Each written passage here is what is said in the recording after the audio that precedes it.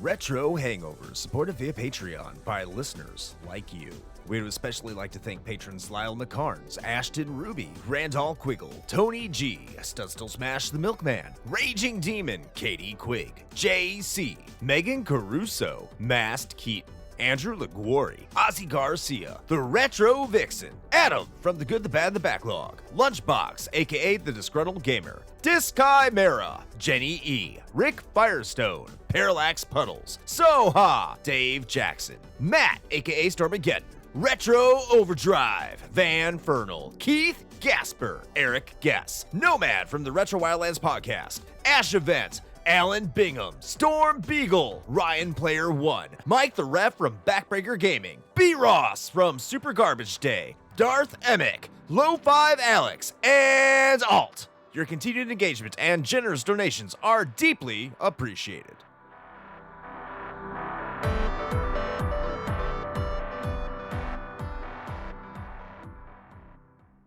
Open your ears and crack some beers. You are listening to the most recent episode of Retro Hangover.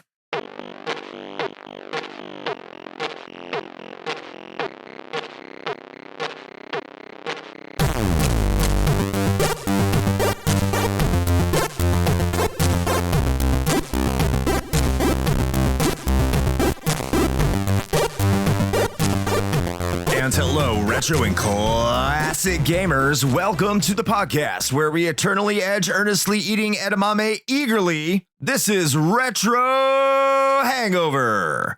I'm your co-host, Chris Copleen, with special guest Coury from My Life in Gaming. And here's my question for you.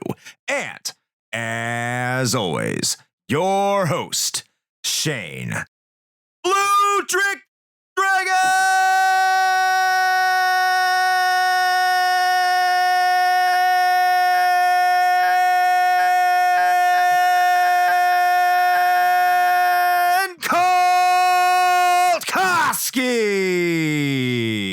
You know, it does nothing for the folks listening at home, but I always appreciate when we do these little recordings with video, because I just like to see your face when you do that. It's like you're constipated. I love it. It's the force. There was one time it like looked like you were frozen. I thought your video window froze. I think it was because I was frozen. That was probably back in the days when I had bad internet. Just freeze framed it right. I was like, making the face, on an audio only podcast. Hey, listen, if you want to get a good visual, go to our Twitch stream, see my face, and then just imagine me, trying to force a big log out in a long period of time. There you go. You're welcome.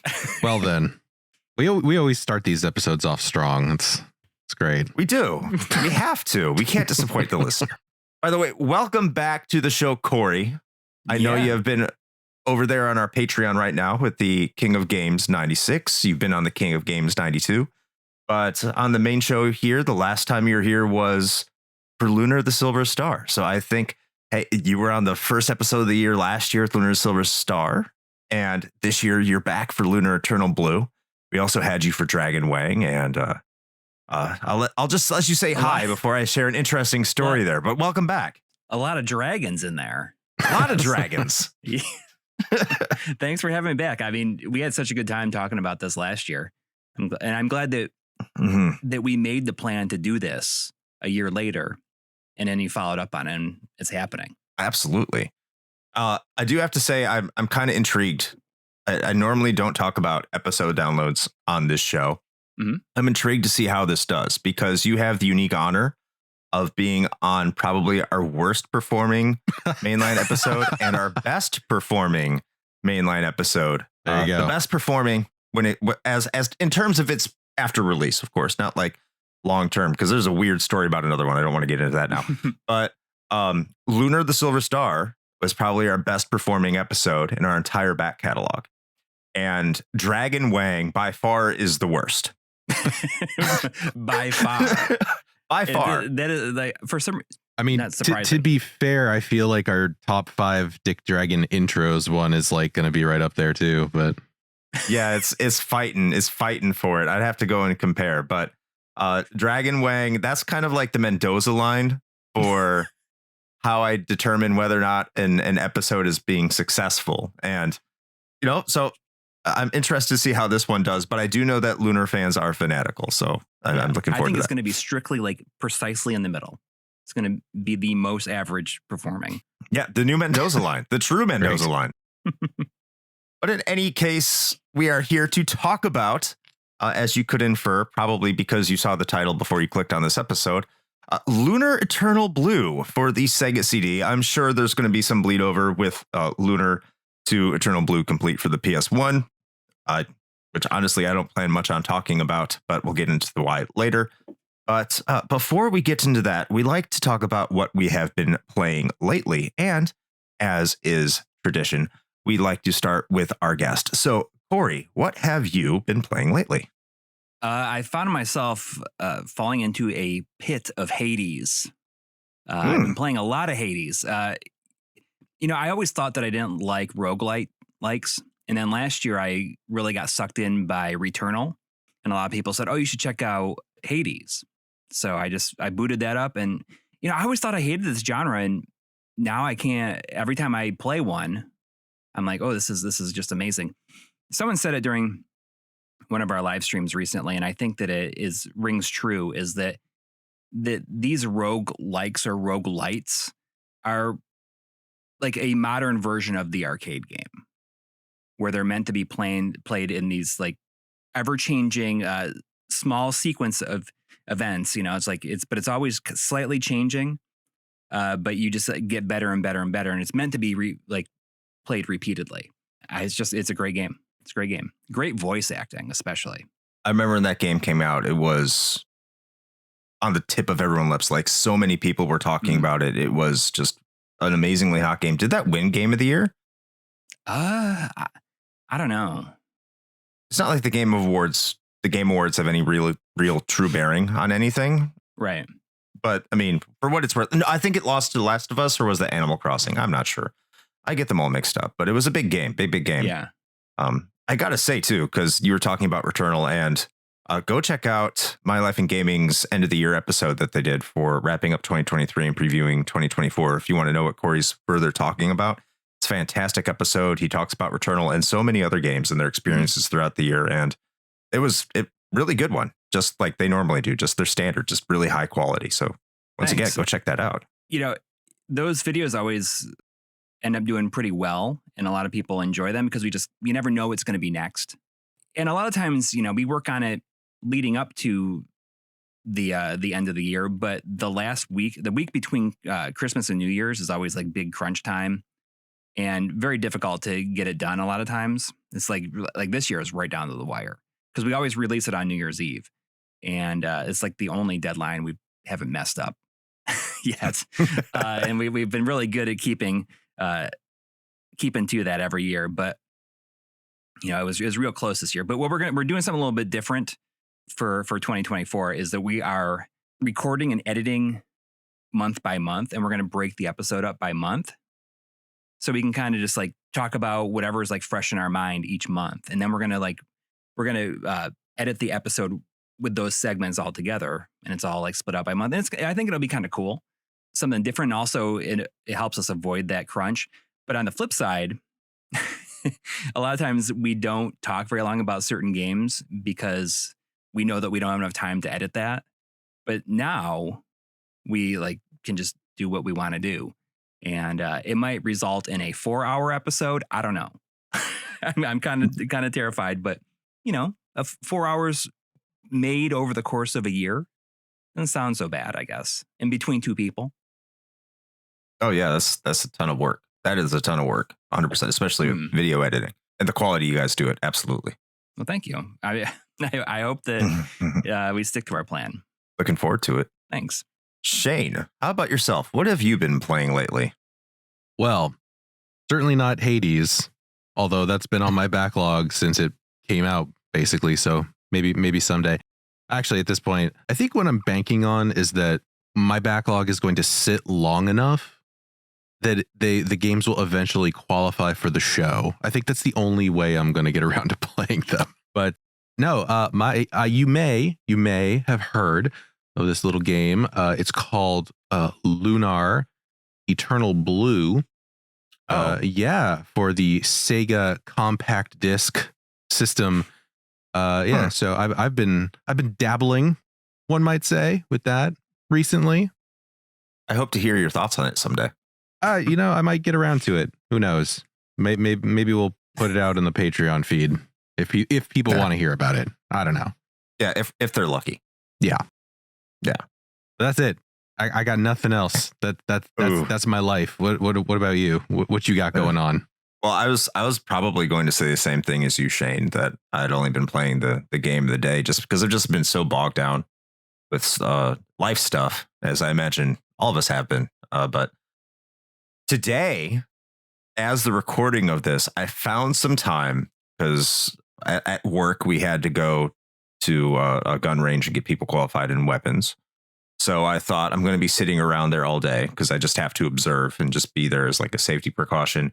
I'm going to bring my 2DS with me and I'm going to play some 2DS games. So I actually busted it out and spent some time playing Fragrance Story. Ooh. Which I finally think I got.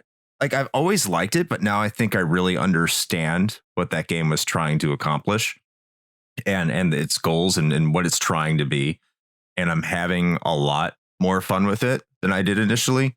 There's been several expansions. So when the game came out, if you don't know what Fragrance Story was, first go check out our interview with William Cage, the developer of Fragrance Story that we did a while back.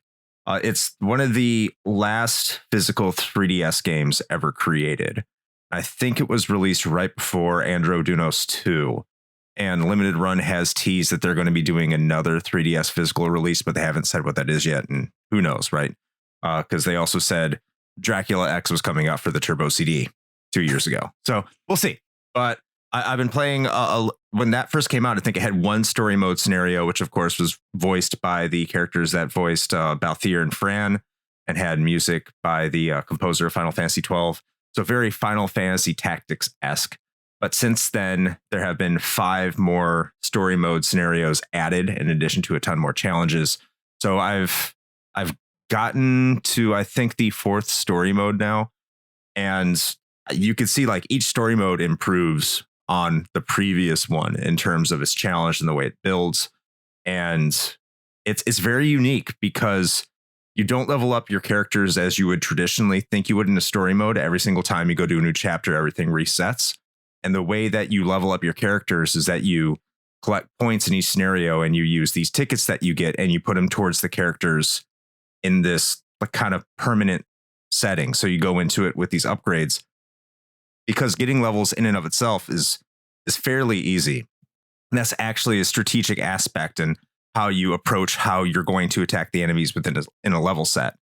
So now that I'm learning kind of how to play it and the mentality behind it, it's like, okay, this game is a lot deeper than I initially thought. I'm actually really, really enjoying it. I'm not just sucking up to the game because William Cage was on our episode when we had him on here. I'm like, oh yeah, I'm like more impressed with it than I was initially. So if you have a physical copy of Fragrance Story, pop it in. You might find a new addition to your game there. Might get a new download. I don't know how the eShop works, but I think there might be other ways you can get this DLC. You want to call it that? If you know what I mean. I've heard the 3DS is incredibly easy to hack. I've heard. I have heard. If Who knows? if I can do it, anybody can. Yeah. Yeah. I think it's even easier now than it was when I did it. It was like, which was like 2 years ago. Before I needed to have, I think like Pikachu Picross or Pokemon Picross, like the demo or something like that, downloaded from the eShop. But I think you don't even need that anymore. Oh, it's far easier. Yeah, it's far easier. It's dead simple at this point. So yeah, go check out Fragrance Story. I await the cease and desist from Nintendo. I thought when you were going to say I've been spending a lot of time on the 3DS, they're going to say I've been using its backwards compatibility to play and enjoy a Lunar Dragon Song. What's that? I've never heard of that. There's a DS game. A DS. No, there isn't. Oh, okay. I get it now. I own it, but I've never played it. So I just know that it is supposedly bad. I'll be, well, I mean, okay. I do know Dragon Song exists, but that is the first game that I have both.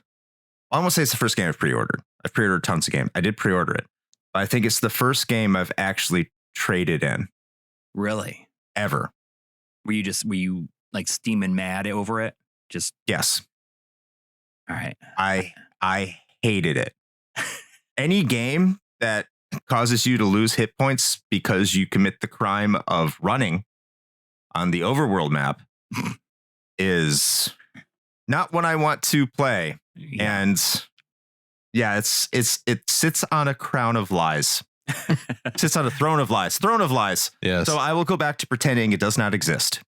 It never came out for the DS. I'm waiting for another Lunar game. No Lunar game has come out since. Well, new Lunar game has come out since Eternal Blue Complete. I know there's been remakes of the first one, but I do not acknowledge any other ones. It sounds an awful lot like that supposed, well, two actually, these two supposed Indiana Jones movies that were created. I've heard about them. Yeah. Did they ever come out? No. I mean, it was The Last Crusade was aptly named, you know? Yeah, totally. You know, it even ended with them riding off into the sunset at the end. Indeed. I have to rub a crystal skull or something like that to figure out if they're ever going to make another one. Maybe have some vodka crystal or tequila, crystal skull tequila. Is that what it is? I think it's vodka. Dan Aykroyd would know. He makes it. Anyway, I think we're getting on too many tangents here, sort of. I mean, we were talking about Lunar in a sense. I think it is time to talk about Lunar 2, Eternal Blue. What do you think, Shane? I believe you are correct. And, you know, out of the two of us, what better person to talk about this Japanese RPG than the resident Japanese RPG fanboy? Spoiler alert, it's not me. So, Chris, why don't you go ahead and give the folks at home a brief history of Lunar Eternal Blue?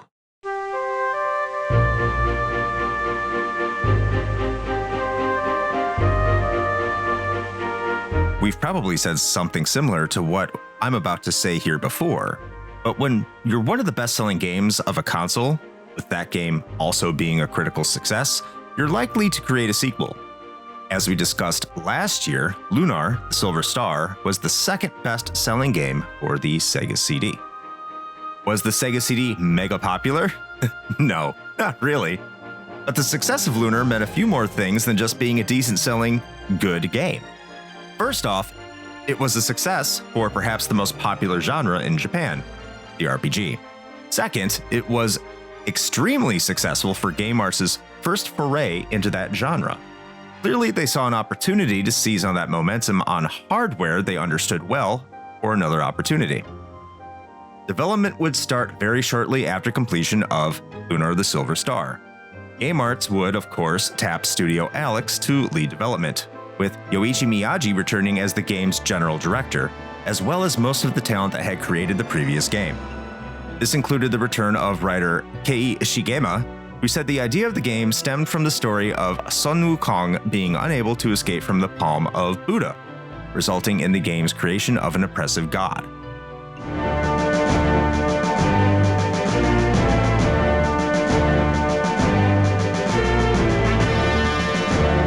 For a Sega CD game, it was given quite a large budget of $2.5 million.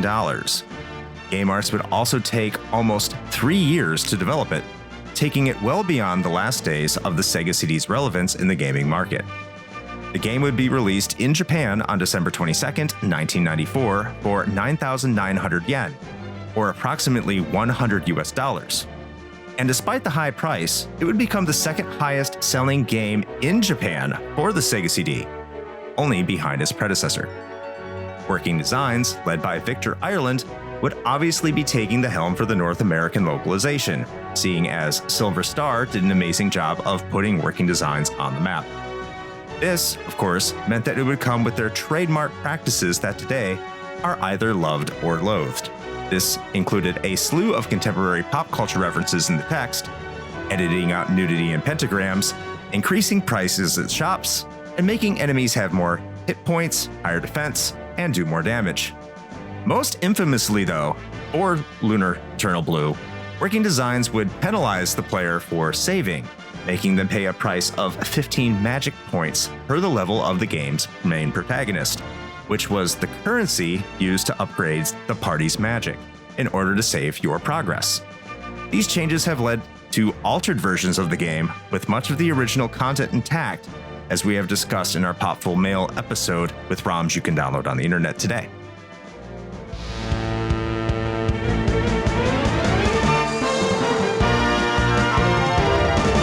While the game may have been a hit in Japan, it didn't have quite the same impact in North America.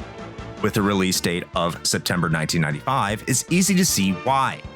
The Sega CD wasn't quite the system people were looking to get new games for, especially with the Sony PlayStation and Sega Saturn releasing around the same time. Critics, however, loved it. The game's animated cinematics, which were top-notch for the Sega CD, excellent story, and engaging gameplay were constant characteristics cited by reviewers.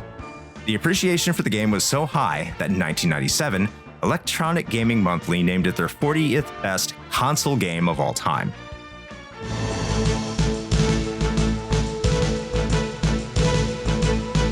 While the Sega CD version may not have gotten a lot of mainstream attention, the game would be remade for the Sega Saturn in Japan in 1998, with a port to the PlayStation in 1999 as Lunar 2 Eternal Blue Complete. The PS1 version would receive a North American release, also by Working Designs, on December 15th, 2000, to much more mainstream critical acclaim. The game has not been ported to anything since, and as of now, it does not look like it may ever be. And that is your brief history of Lunar Eternal Blue. All right. Thank you very much for that brief history. I know we're going to talk about this more as we get into, well, probably starting with the plot and writing, but man, Working Designs, am I right? There's I have some thoughts about this game and perhaps their touch, their legacy that they left on it. Some good and some not so good, but we'll get to that. Yeah, definitely in the gameplay and plot writing section, because I think I have good and bad here as well. Mostly, I think in this case, mostly good. I think the bad is mostly in the NPC dialogue, but again, we'll get to that later. But before we get to that, we like to talk about our own personal experiences here. And Shane, I think you're the best one to start this off, so we can really? kind of divert to the people who actually have them. So Shane, I was like, why is that? what is your personal experience with Lunar Eternal Blue? Well, Chris, I happen to have been playing this little game called Lunar Eternal Blue lately. I don't know if you've heard of it. Never. Yeah, I just found it, and I've been checking it out, dabbling, one might say. I gotta say it's all right. It's all right. I hadn't really heard of it before, but as far as I'm aware, it's kind of new on the scene. It's got those cutting edge pixel graphics. Full animated cutscenes with voiceovers. So I gotta say I'm pretty impressed. Yeah, but I don't imagine that a lot of people have had time to really have a lot of personal experience with it being so new and all. Yes. Yeah. But that's my experiences with it so far. It's been very recent, unsurprisingly. Yeah. Oh, okay. So I'm glad you have just discovered this game. I'm going to go next because I have previewed Coury's statement here, and this is probably it is more interesting than mine. So I'm going to save the best for last on the personal experiences here. I would say not by much. I will toot my horn a little bit here. So Lunar Eternal Blue. I think I discussed this in the original Lunar game last year, is how Lunar was pretty much the game that made me want to get a Sega CD. Mm-hmm. Lunar 2 was a game that when I got my Sega CDX was a game that came with it. And as such, I wanted to play both of them. My friend had both of them. These were both Lunar games. I loved the original Lunar. So I got done with it. Of course, I wanted to play its sequel. And being someone who is very used to the Final Fantasy games, having a sequel that was directly in line with the game's predecessor was something that was not something I was used to. So having a game carry on to the next game for an RPG. I know, it's weird. Like expecting a sequel to, my God. I know, Yeah, right? Continuity. But when I first played the game, I was very thrown off by it because I liked a lot of, I won't say liked, but at the time I loved a lot of the concepts that were in Silver Star with the Dragon Master and collecting all the pieces of the dragon armor and dragon equipment and becoming the Dragon Master again and going to save the day. And Lunar 2 does not do that. So I remember making it about halfway through the game. I'm like, I'm not going to be a Dragon Master, am I? I'm putting this game to the side. This game is bad. Oh. No, this is like 11-year-old, 12-year-old me. So I'm just like, dumb.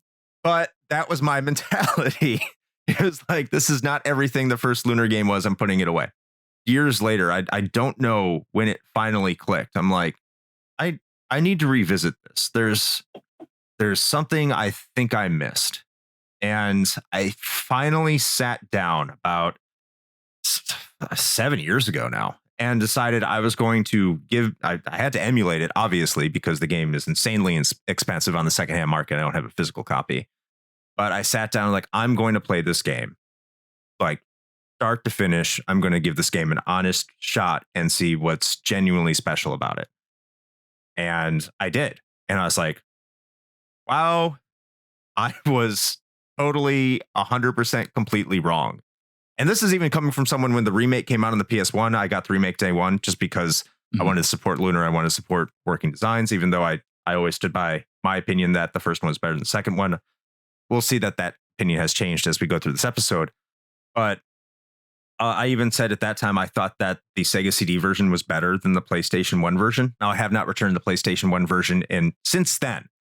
So I don't know if I'd be willing to stand by those words. But when you get to gameplay, I'll explain why. But I just remember having this magnificent time with it. And ever since, I've kind of been like almost a member of the cult of Althena myself when it comes to talking about this game. Don't ask me for money. Oh, we have a Patreon. Yeah. I know I'm kind of spoiling the ending, but like I've just been blown away by it. I've been so enamored by it, and I am going to probably gush for however long we talk about this game today, and I'm not afraid to say it. So I'm looking forward to that. So with that being said, Coury, what's your personal experience with this game? Yeah, so I really loved the first one. I mean, I loved the first one. The first one made me a Working Designs fan, and I was buying every single game that Working Designs would release like day one from that point. Like after the first game, there was one developer that I knew I had to buy everything from. It was Working Designs. And I was so excited for this. It came in, in the lead up to it, I was looking at pictures in magazines. I used to rip pages out of my issues of Game Fan magazine. I would tape them to the wall.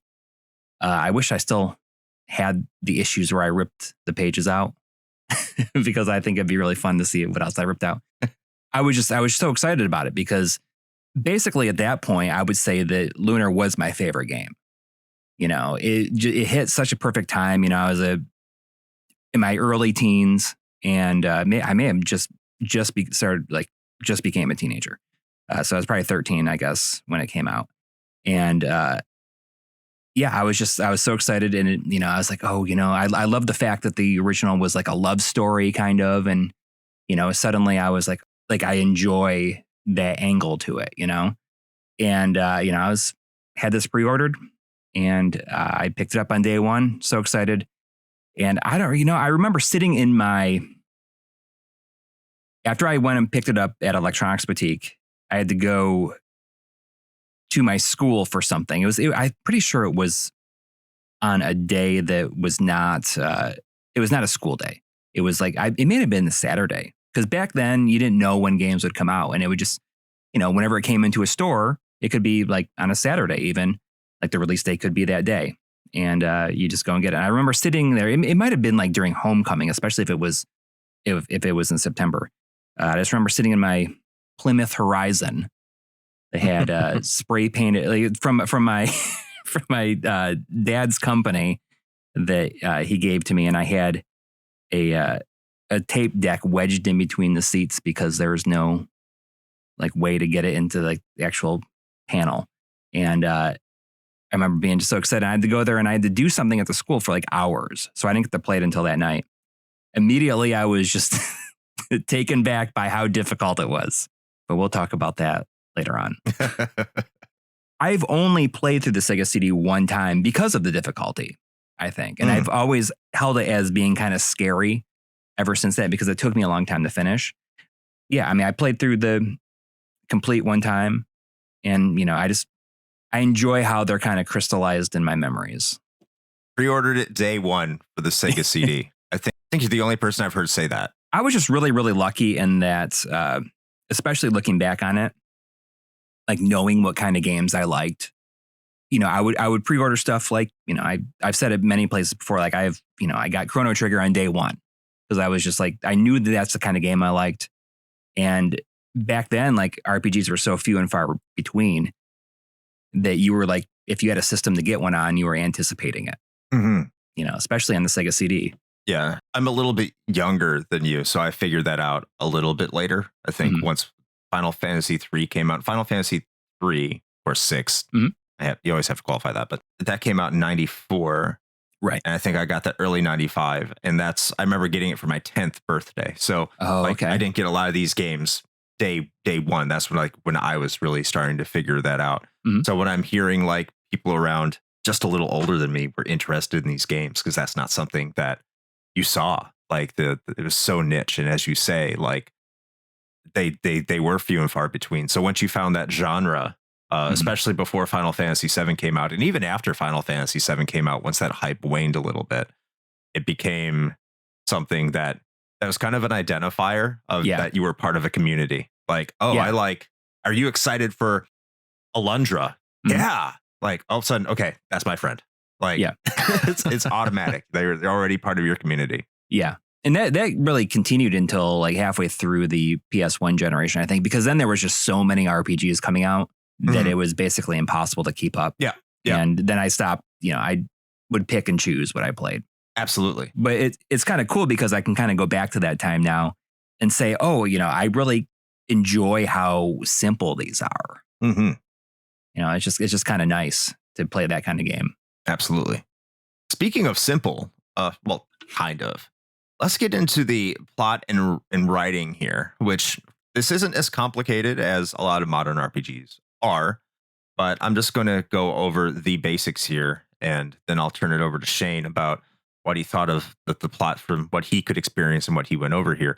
So Lunar 2 takes place 1,000 years after Silver Star. You start out that you're the protagonist hero, and you find out that some destroyer is coming from the Blue Spire. The Blue Spire is a device that connects the Silver Star, where you live, to the Blue Star, where you have heard that humans came from in the past. And you see this scene happen as part of the, kind of prologue, the opening cinematic, where you see this blue-haired naked woman get sent down to Earth. She doesn't look very cold out in the winter, despite the fact she's wearing no clothes, until she does feel cold.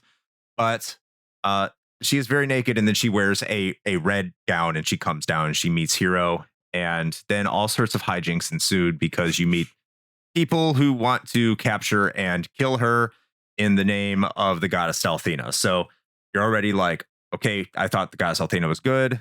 I don't think this person is bad. What's going on here? A lot of questions ensue. And you're in the same world of the original Lunar, but yeah, a lot has changed. It almost could be a completely different planet. And like the dragons are gone. There's no Alex. There's no Null yet. There's no Null to your knowledge. There's no Null to your knowledge. But there's no Alex. There's no Nash. There's no Mia, no Kyle, no Jessica. Before heroes are gone, there's no Dine. But you will see some familiar faces, of course, if you played the first game, and you will feel right at home. Shane, I'll let you kick this one off because I was about to go on more tangents here. So what were your thoughts? Well, so obviously, I mean, I guess the standing caveat with any of these games, right, is that we're talking about the writing as presented by Working Designs, which is not 100% true to the original source material. They like to add their own flavor, let's say. And I guess what's interesting to me is that it seems, at least what I've heard, is that this is a bit more divisive than I would have thought. Generally speaking, I don't really find anything terribly like offensively bad about their additions. Like, you could say that the topical humor is a little off-putting in that it's very, it kind of pulls you out of, I guess, the immersion of the game when they start, talking about like Prozac or whatever. But I don't know. It didn't really bother me too much. And to be perfectly frank, like, I appreciated the addition of some of the levity that they sort of introduced into the dialogue. That there are some genuinely funny, one-liners that the characters have that I don't believe were necessarily part of the original script. By and large, I actually generally appreciate what they've done with it. There's definitely some cringy things. Although, what I'd like to know, and I don't know if either of you know this, because I'm not sure who to lay the blame on, if it's Working Designs or if it's just the original developers. I have a sneaking suspicion it's Working Designs. But did either of you notice how, like, just relentlessly horny the dialogue is in this game? A little bit. I mean, I guess I didn't play all the way through it, but I'm like, oh, there's some homophobic jokes in there for sure, and it's just like a lot of I could see that a little bit. It's just like, okay, so, and actually, the subtitle of this episode is in reference to this specific NPC, because it just caught me so off guard. I was just like, what? So when you go to Vane, or what is left of Vane, I suppose, in sort of like off in the corner where you might not ever actually see her, there's no real reason to go where she's kind of hanging out, but I try to explore everything because I don't want to miss anything. There's this, I believe she's a black-haired woman that is just like hanging out in a little corner of Vane, and you go and talk to her, and she says that she's a visitor, that she's come to Vane because she heard that, this was like a happening place, and you keep talking to her. You just keep letting her talk. She's really just talking at you. You don't really have much input. And you find out very quickly that her motivation for coming to Vane is that she was in search of, and I quote, some spank shops. Oh, I did not see that part. Yep. And I was like, I'm sorry, a what now? With most of the NPCs, which I do appreciate, if you talk to them again, they will have different dialogue. Now, it's usually only like 2 or 3, and then they'll just cycle. But like, if you talk to her again a little bit later on, she's basically like, man, this place is for squares. This place sucks. Like, there isn't a single spank shop to be found in this entire town. She's like, maybe, I don't know, it's just full of like these stuffy priests or whatever. I mean, I don't know. Maybe they'd like to be spanked. I could try that out. And I'm just like, what the fuck? Why is this here? Good for her. And that is just one example. That's just one example. Like, there's this, that dialogue is just like peppered throughout almost everything in this game, where it's just like, okay, yeah, sure, why not? Like, let's just be, we're just a little perverted just all the time. Why can't it be wholesome like Dragon Quest and Puff Puff? Yeah, exactly. Yeah. No, it's just like, I'm used to this, okay? Like, I'm used to that happening, especially in these older games. But like, the reason I'm bringing it up now is because it stood out even to me, in that I was just like, man, there are so many NPCs, just like throwaway dialogue that's just like, just so, just horny stick bonk. Like, why? What are you doing? Like, the woman in Maribia or whatever, who's just like, oh man, Leo's so busy, he doesn't have time to find a woman. I'd love to show him the ropes. Tee hee hee. I'm like, okay. They have a lot to say about Leo in this game, They which do. probably wouldn't cut muster today. But they certainly do have a lot to say about Leo. Yeah, they sure do. Yeah, looking back on it, I think that, Tri said a really good thing in our year-end video that we released, because he just played through Lunar Silver Star story completely for the first time. And it was his first experience with a working designs game. And he didn't especially care for the translation. But I think that it's important to think back when they were doing this stuff. Like, nobody had really done anything to like that extreme level with like customizing the dialogue, like localizing it to a point where it's just reads as if you're just like talking to friends, I guess. He said that, if working designs didn't do that, then perhaps today we would not know not to do that. Developers or translators would not know not to do that, I guess. Like, that's because now things are a lot more more in line with what they translate, like what they're actually saying, but and slightly, like not really altered that much. But I think it's just important to realize that they, I guess, in a way, like they had become like known for doing that stuff. So they had to like they really just took all the inhibitors off and went crazy with it. And, like I've said before, I don't know if I said it during the last year's recording, but I mean, Potful Mail is the only game where it kind of works completely. It works really well at Potful Mail. Yeah, because it fits that world.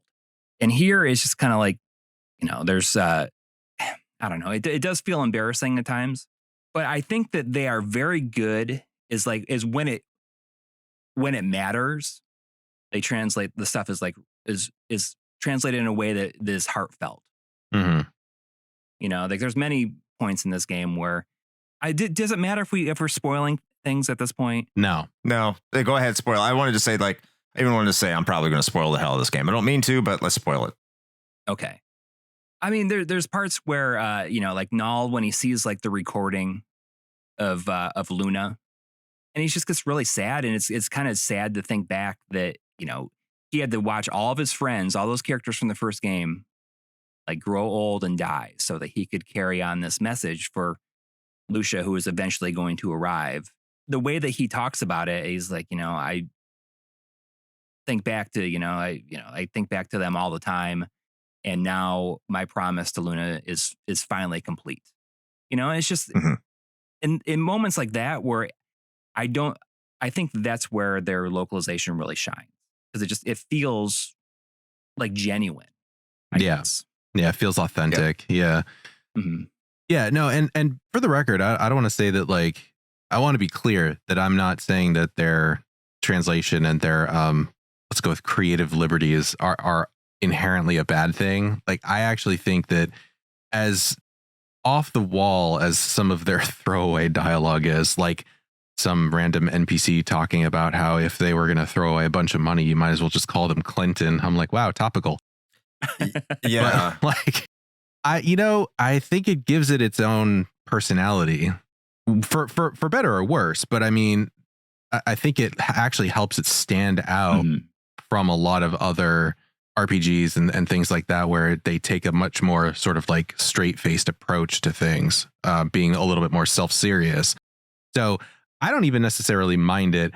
I just thought it was hilarious how many times they, especially with some of the dialogue that they got away with in, 1994. I'm just like, yeah, I don't think that would fly today. But here's my piece I'll say about this. And first of all, you're right, Coury. What Tri said in that episode about the Lunar Silver Star story complete, how he put it, that was fantastically put. If you like or love Working Designs translations, what they did at the time was unique. I think the only game that had really put a good spin on it in terms of an RPG like this prior to this game's release that I can think about.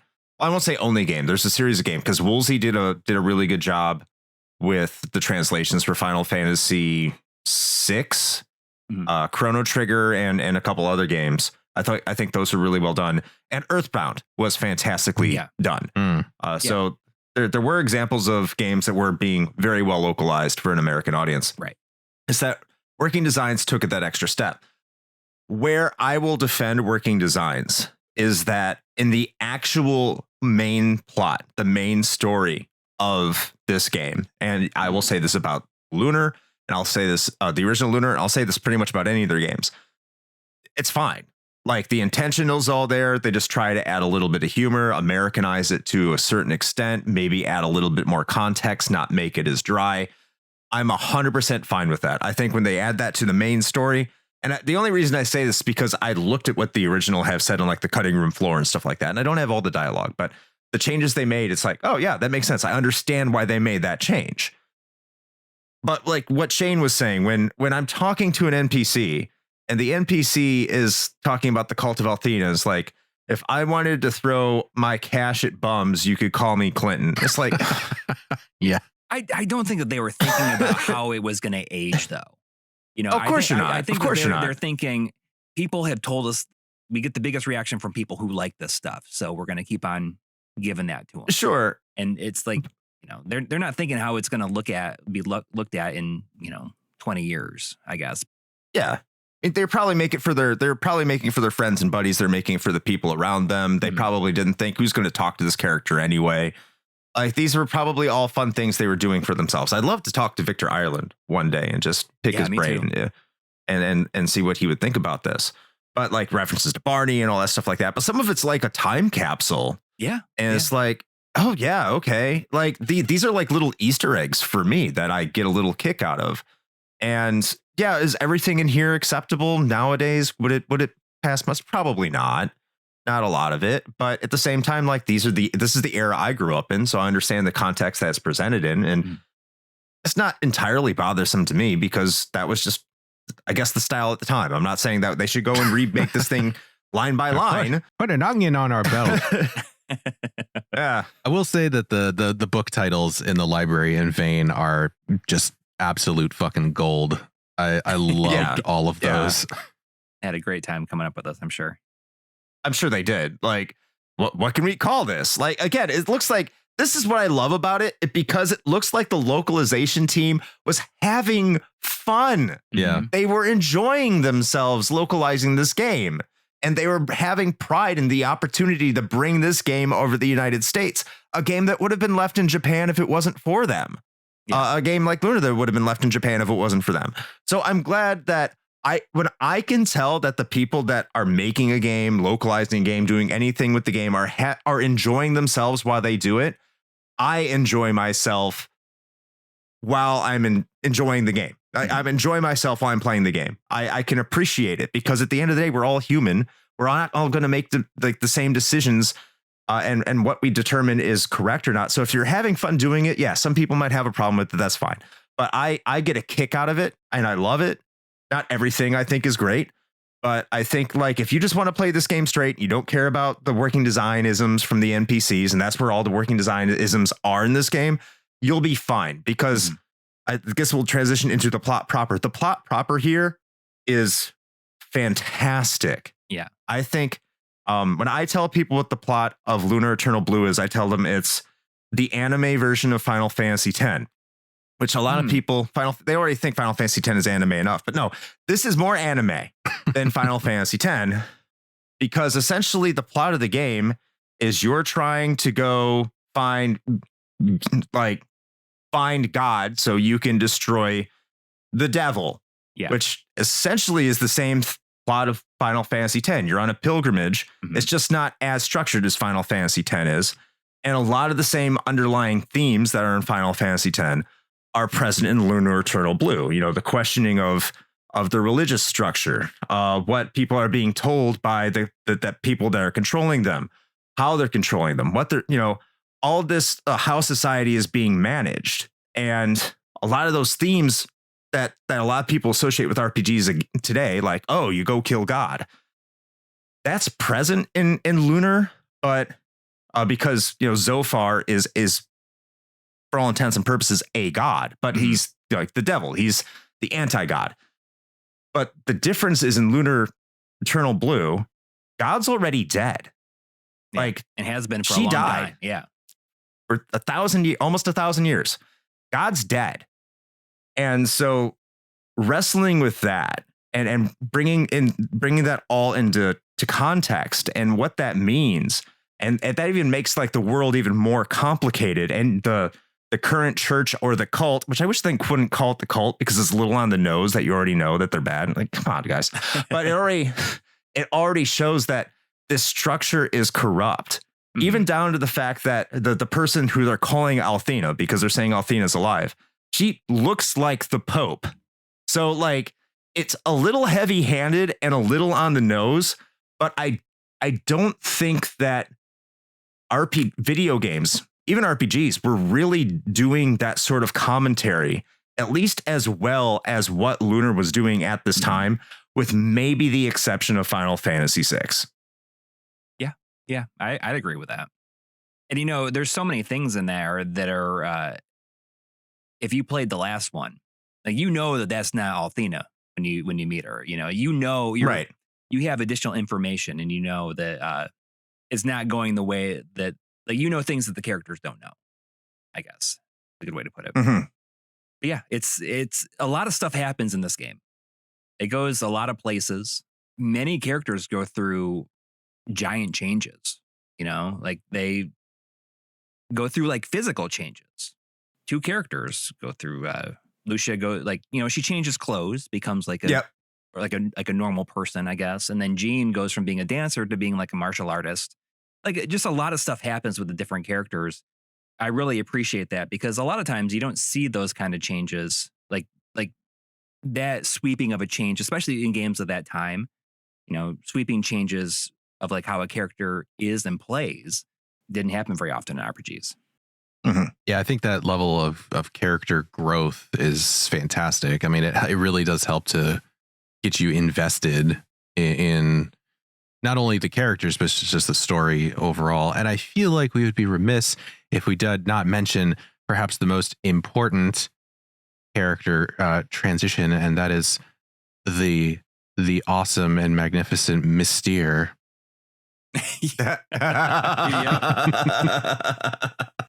And I love that he stays in character the whole time. Yeah. Yep. I don't know what you're talking about. Yeah. I have no idea who Mystere is. And I'm pretty sure he returns later on. And then he does it again. He never admits that it's Leo. I think he does that in Complete. I didn't experience that in the Sega CD version. Because I remember that too. Okay. But yeah. I just love that his disguise is like showing up in like a shitty Spirit Halloween mask, and everyone's just like, Leo, we know it's you. And he's like, I don't know what you're talking about. Yeah. I also really appreciate, it's like the little things, right? Like I appreciate, and this kind of bleeds a little bit into the next section, I guess, but I just really appreciate that like his sprite changes, and like his victory pose even changes. He just stands there with his cape flapping in the background. Oh, the little attention to detail. I love it. Yeah. But more to the characters. And I want to get to the characters here. The characters in your party, each of them having their arcs, and each of their arcs being very well developed. Yeah. That's definitely not something you saw in a lot of games at this time. A lot of games, if you go into it, even like leading up to the PS2 era, you could argue today, they would introduce a character, put him in your party, give him a little arc, and then they just forget about him for the rest of the game. That's not what happens in Lunar 2. Yeah. Every single party member is a party member. Even the way the game flows, as you get your party members in order, then you start meeting their like nemesis in order. And like Leo's Leo, of course, because he eventually does join your party. Yeah. But But then you meet Lun, for Jean, and Jean's like, I want to find myself. So you meet Lun, and Lun's like, oh, you got to go save from the Blue Dragon cult. And you're like, oh, I saved it. And like, well, you better continue on. And you're knowing like, yeah, Lun's kind of a douchebag. Then you meet Borgin, which, in today's world of like fat shaming, there's a lot of jokes there that, Borgin, his fucking tower, and the guard is just like, I hate it when he comes back because we got to grease the door to get his fat ass inside. I mean, that's a little funny. It is.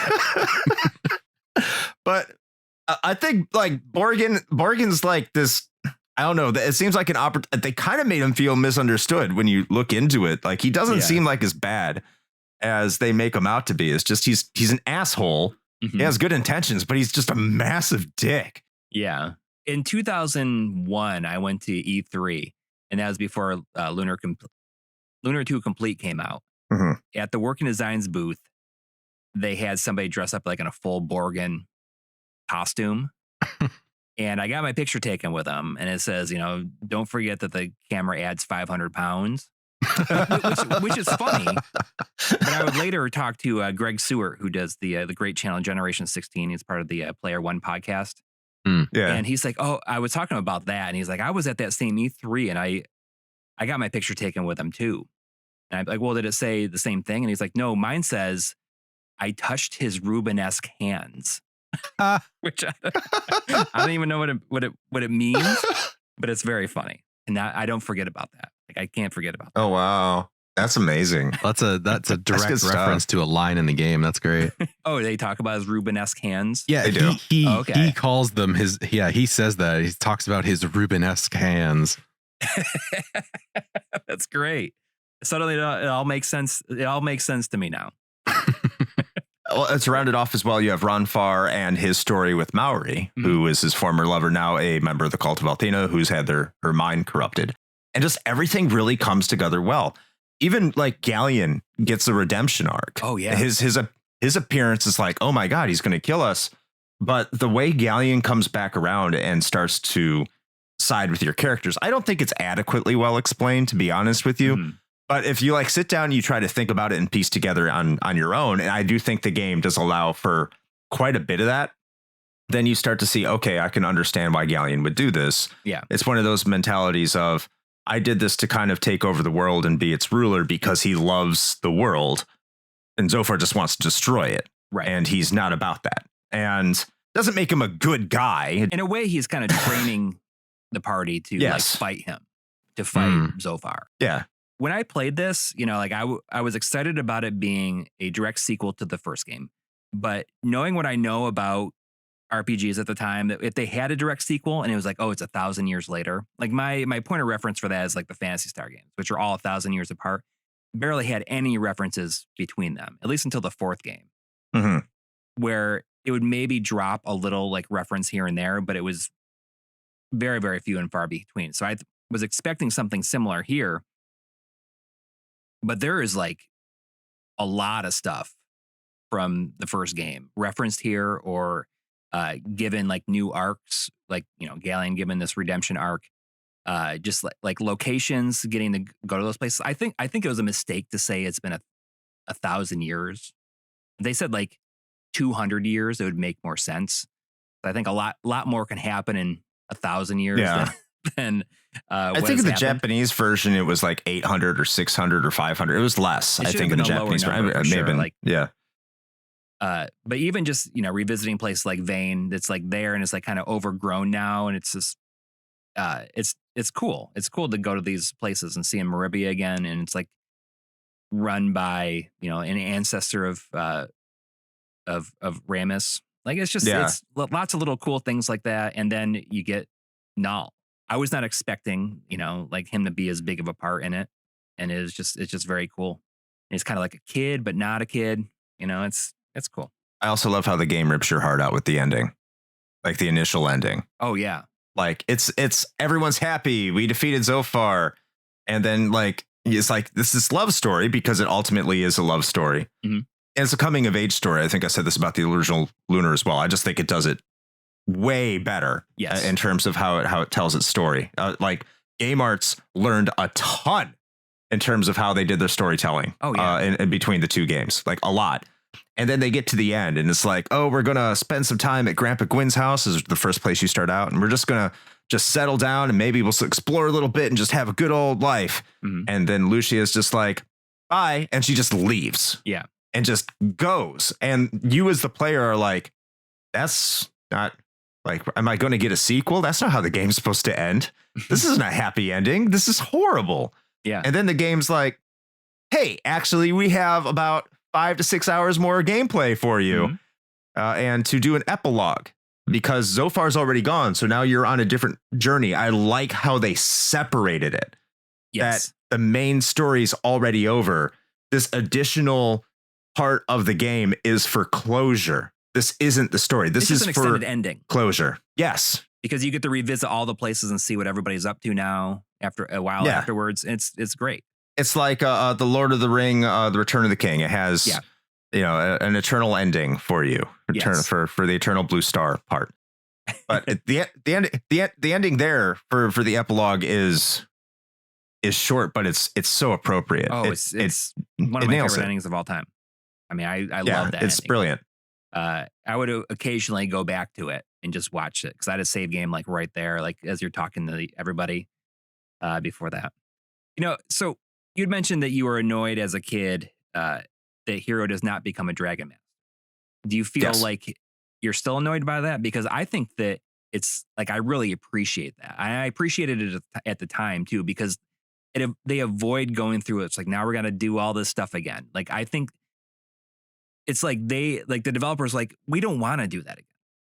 We don't have any interest in doing that. And I like the idea that they intentionally go out of their way to make sure that they never even make you think that you're going down that path, even though you fight visit all the dragons and stuff. But it's not. You would later find out that Althena is no longer alive, so there's no Dragon Master, no need for a Dragon Master. Right. Not only am I not annoyed by it, I appreciate it. Mm-hmm. I think that it makes for a better storytelling device.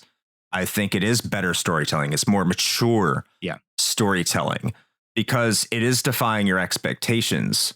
Yeah. Because what you're seeing at this point in a lot of Japanese RPGs, Dragon Quest was still the premier RPG of the day. And we have sung the praises of Dragon Quest V over on COG 92. I think Dragon Quest V is still a phenomenal game. Mm-hmm. But by and large, most people are borrowing Dragon Quest formula, which is the hero is the hero, and that's the hero, and they're the legendary hero of all time. Yeah. Now, Hero does have those elements to him. Hero is the name of the protagonist, of course, not just Hero. But he just always comes off as a regular guy. Yeah. Just getting through the game with his friends who also seem like regular people. Mm-hmm. It doesn't feel like there's this profound destiny for him and his companions. Like Ronfar's a drunk gambler. Mm-hmm. Jean is a dancer in a traveling, gypsy caravan.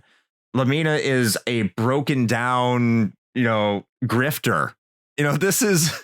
Your party is like this hodgepodge mix of just people you normally wouldn't expect to be of, any real worth or value in your traditional RPG as a hero's party. But they are because of, the power of friendship, as cringe as that might be. But it's true. But they do it really well, and they don't really shove it down your throat in a lot of the way that other RPGs do when they try to emphasize the power of friendship angle. Yeah. They, like at the very end, they kind of do. It's like, I couldn't have done it without you guys. I really couldn't. You're all very special. Okay, got it. Yeah. Or the power, like the determination of humanity, Yeah, it's a little cringe, but not in 1995. It's fine. And for a teenager in 1995, it's like it's fine. It gives you hope for the future. Like, yeah, but it also makes sense. God is dead. Yeah, God is saying, go off and do what you should do. I have faith in you as people. You cannot rely on me anymore. So the theme of humanity is very prevalent. Whether or not you think their delivery is cringe or not, that's the theme of the game. That's what they're trying to get across. Is it a little heavy-handed at points? Yes, absolutely. Mm. But I think for the most part, especially for a 1995 game, 1994 game, it's almost without peer. Again, Final Fantasy VI withstanding, and a lot of the themes that it was trying to nail on, especially for being more of an anime type game, because anime has its own theming. Like this, it just nails it. It 100% nails it. I don't know what else to say. It's brilliant. In those characters, kind of going back, I guess, a little bit to the translation a bit. Something that I appreciate about Lunar 1 and Lunar 2 is the way that the characters talk to each other. Mm-hmm. A lot of their development comes from them talking to each other. Yes. And you get the sense of them like actually like being really good friends and just busting each other's chops as in a friendly way. And I think that's another testament to like, I don't know if that stuff is close to how it is in the Japanese version or not. But I do appreciate that because you don't really see that. And I think that you especially didn't see it in games at the time where, the character, like once the characters were in the party, like they just, only talk to whoever you're talking to. Did Tales of Fantasia do that? Yes, I don't know if Fantasia did, but I know that at least starting with Symphonia, they had like the skits where the overworld and they would talk to each other. But I'm not sure if it was before that. It may have been like in Destiny. I don't know if Fantasia though. Yeah. I think it was in the PlayStation version of Fantasia, but I don't know if it was in the Super Nintendo. Yeah. And that would be an important difference. But right. Yeah, the banter, the back and forth banter, especially Ruby. Ruby's the glue. Yeah. Which is essentially your null for this game. She's the glue of the party. She's like the most contemporary Valley Girl kind of 90s talking character, but she's probably also the most important one. You could not have this game without Ruby. Right. Yeah, her unrequited love for Hero is just fantastic. She's like, I'd get your name tattooed on my butt. Yeah. So there is one other thing that I wanted to kind of throw into the mix regarding like the plot and writing and what have you. And it's something that I think could probably be pretty easily overlooked, especially now and kind of going back to it, because to some degree, I think we sort of expect some of these things, given how storytelling has kind of matured in the gaming space. But I do really want to give credit to the game insofar as being able to weave all of these character subplots together in a way where they all naturally progress and intertwine without making it feel like you have to go off and do these like side questy things to sort of like give proper attention to each of the characters' own like subplots. Like everything is just sort of organically woven together. And so each of their little, through lines continues to progress as the main plot does. And it never feels like you have to break off to go do this thing and then come back. And I really appreciate that. That is absolutely 100% true, especially in a, like having played Final Fantasy 16. It's which has a lot of stuff like that where, you got to break off and just do like dumb shit for, several hours. And, it's just really nice that, that it's in the narrative, like the narrative, like everything comes together naturally throughout the progression. There are only 2 side quests in this game that I can think of, which is the Red Dragon Cave and the Dragon's Nest, or the Red Lion's Cave and the Dragon's Nest, which aren't even narratively involved. You just go there and you get items. I don't even remember that. Or you could just give up on this entire world-changing quest and just become a wine delivery boy. That's true. And get caught in that infinite loop. For 10 silver a pop. Infinite money cheat right there. But even, I just want to like, I just watched the cutscene before we recorded this, the Galleon's like final words, like before he disappears. And it's just like gives me like the goosebumps, like even years later, knowing the history of Galleon and Dine, like they were both once best friends. And then, everything happened with the first game. And it's just nice to see him get that end cap. Now he can rest in peace. Yeah. Yeah, for sure. Yeah. Because Galleon was a good character before he was corrupted. Yeah. Right. He one of the Dragon Masters. Believe in good. Yeah. Yeah. He was one of the Dragon Masters party. Yeah. But they never really go into that. But this is one of those things where the game allows you to piece these things together, especially if you've played the previous one. Yeah. That's a reward to the player. Exactly. And it's smart. And that's something that I had listed in the miscellaneous segment, or maybe it's like in the miscellaneous segment of the document you had going about how there's certain events in this that are more special if you played the original Sega CD game, and if you played Silver Star Story first, then a lot of that stuff doesn't seem as special because I don't know, they like set it up a little bit, like seeing the specific thing that I thought of is that in Lunar 2, you see Null as a full dragon, a grown-up dragon. And in the Sega CD game, he never becomes a full like white dragon, at least that I remember. I don't think so. I mean, I might be getting them crossed because I know in Complete he flies you around places. Exactly. But seeing Null all grown up and having never seen him grown up, it felt like a lot more special. Like, oh, this is just like, look at my boy. Look at how grown up he's become. You know, it's just nice to see that kind of stuff. It's also like if you played the original, much like Ruby's kind of the glue that holds everyone together. In this game, Null was the glue that held everyone together in Silver Star.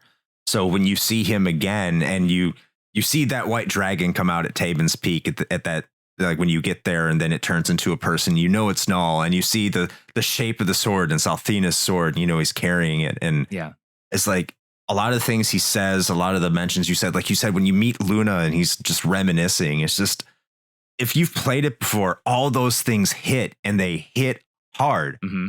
But at the same time, it's not one of those games where the first one's mandatory, but it's like, it's highly recommended because if you don't play the first one prior to this, even if you don't think the first one is nearly as good as this one, you are missing on so much in terms of its narrative that you're doing yourself a great disservice.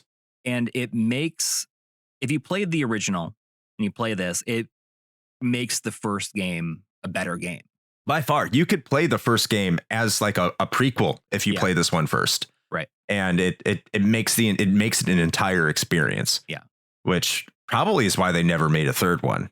Yeah. Oh, yeah. I mean, I had that written down too, is that I don't think that they had any reason to like make another one.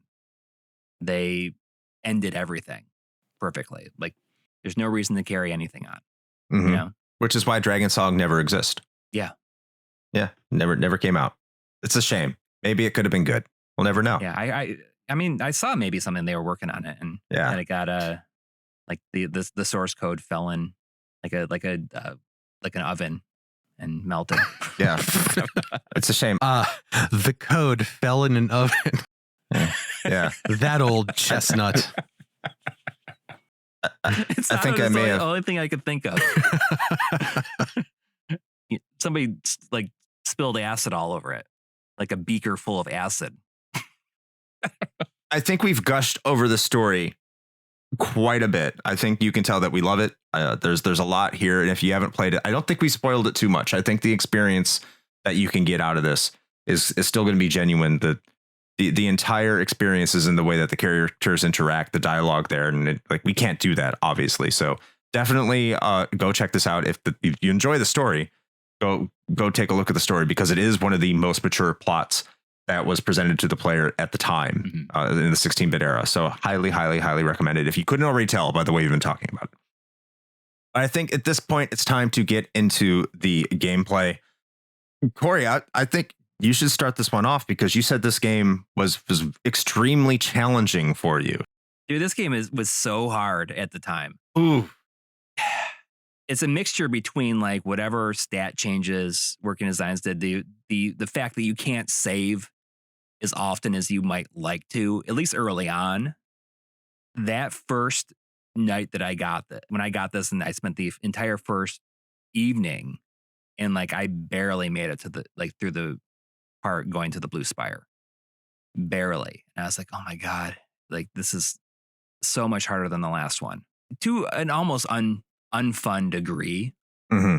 You know, especially because the last one was not a difficult game. If you just fought all the battles, you'd be fine. And here, man, there are some really, really tough bosses. You know, talk about Borgin. Yeah. You know, I remember staying home from school sick in quotes, and I spent the entire day trying to beat him, and I finally beat him that night. Like I tried to beat him for probably 15 hours. I don't know. I knew not to run away from every battle. Like I was definitely fighting all the battles at that point. But it was, man, the game is so tough. And then, you know, the final battle against Zophar was just as difficult. Like that one took me multiple days, but it was worth it, you know. But in my mind, like that, like the Borgin fight and the Zophar fight, among the scariest boss battles I can think of any game I've played. Man, I don't have that level of dedication Like, and this is coming from someone who's played all the Dark Souls games. Like, if I had to spend 15 hours on a boss, I'd be done. I don't even know if it was that hard. You know, like I say a lot that I wonder if I'm better at games now, like of just like understanding how to play it better and how to better prepare for like fights and stuff like that. Mm-hmm. I wonder if it's like as hard as I remember it being, but that is definitely the reason I never replayed it. You know, because I was like, oh my gosh, like I got so many other things that I'd like to play than, you know, spending days trying to beat Borgin again. And just to kind of recap what this game is like, if the gameplay is the same as the first Lunar, it's kind of a mix of Final Fantasy and how it's set up, that you have characters on one side and the enemies on the other sometimes, or you get back attacked.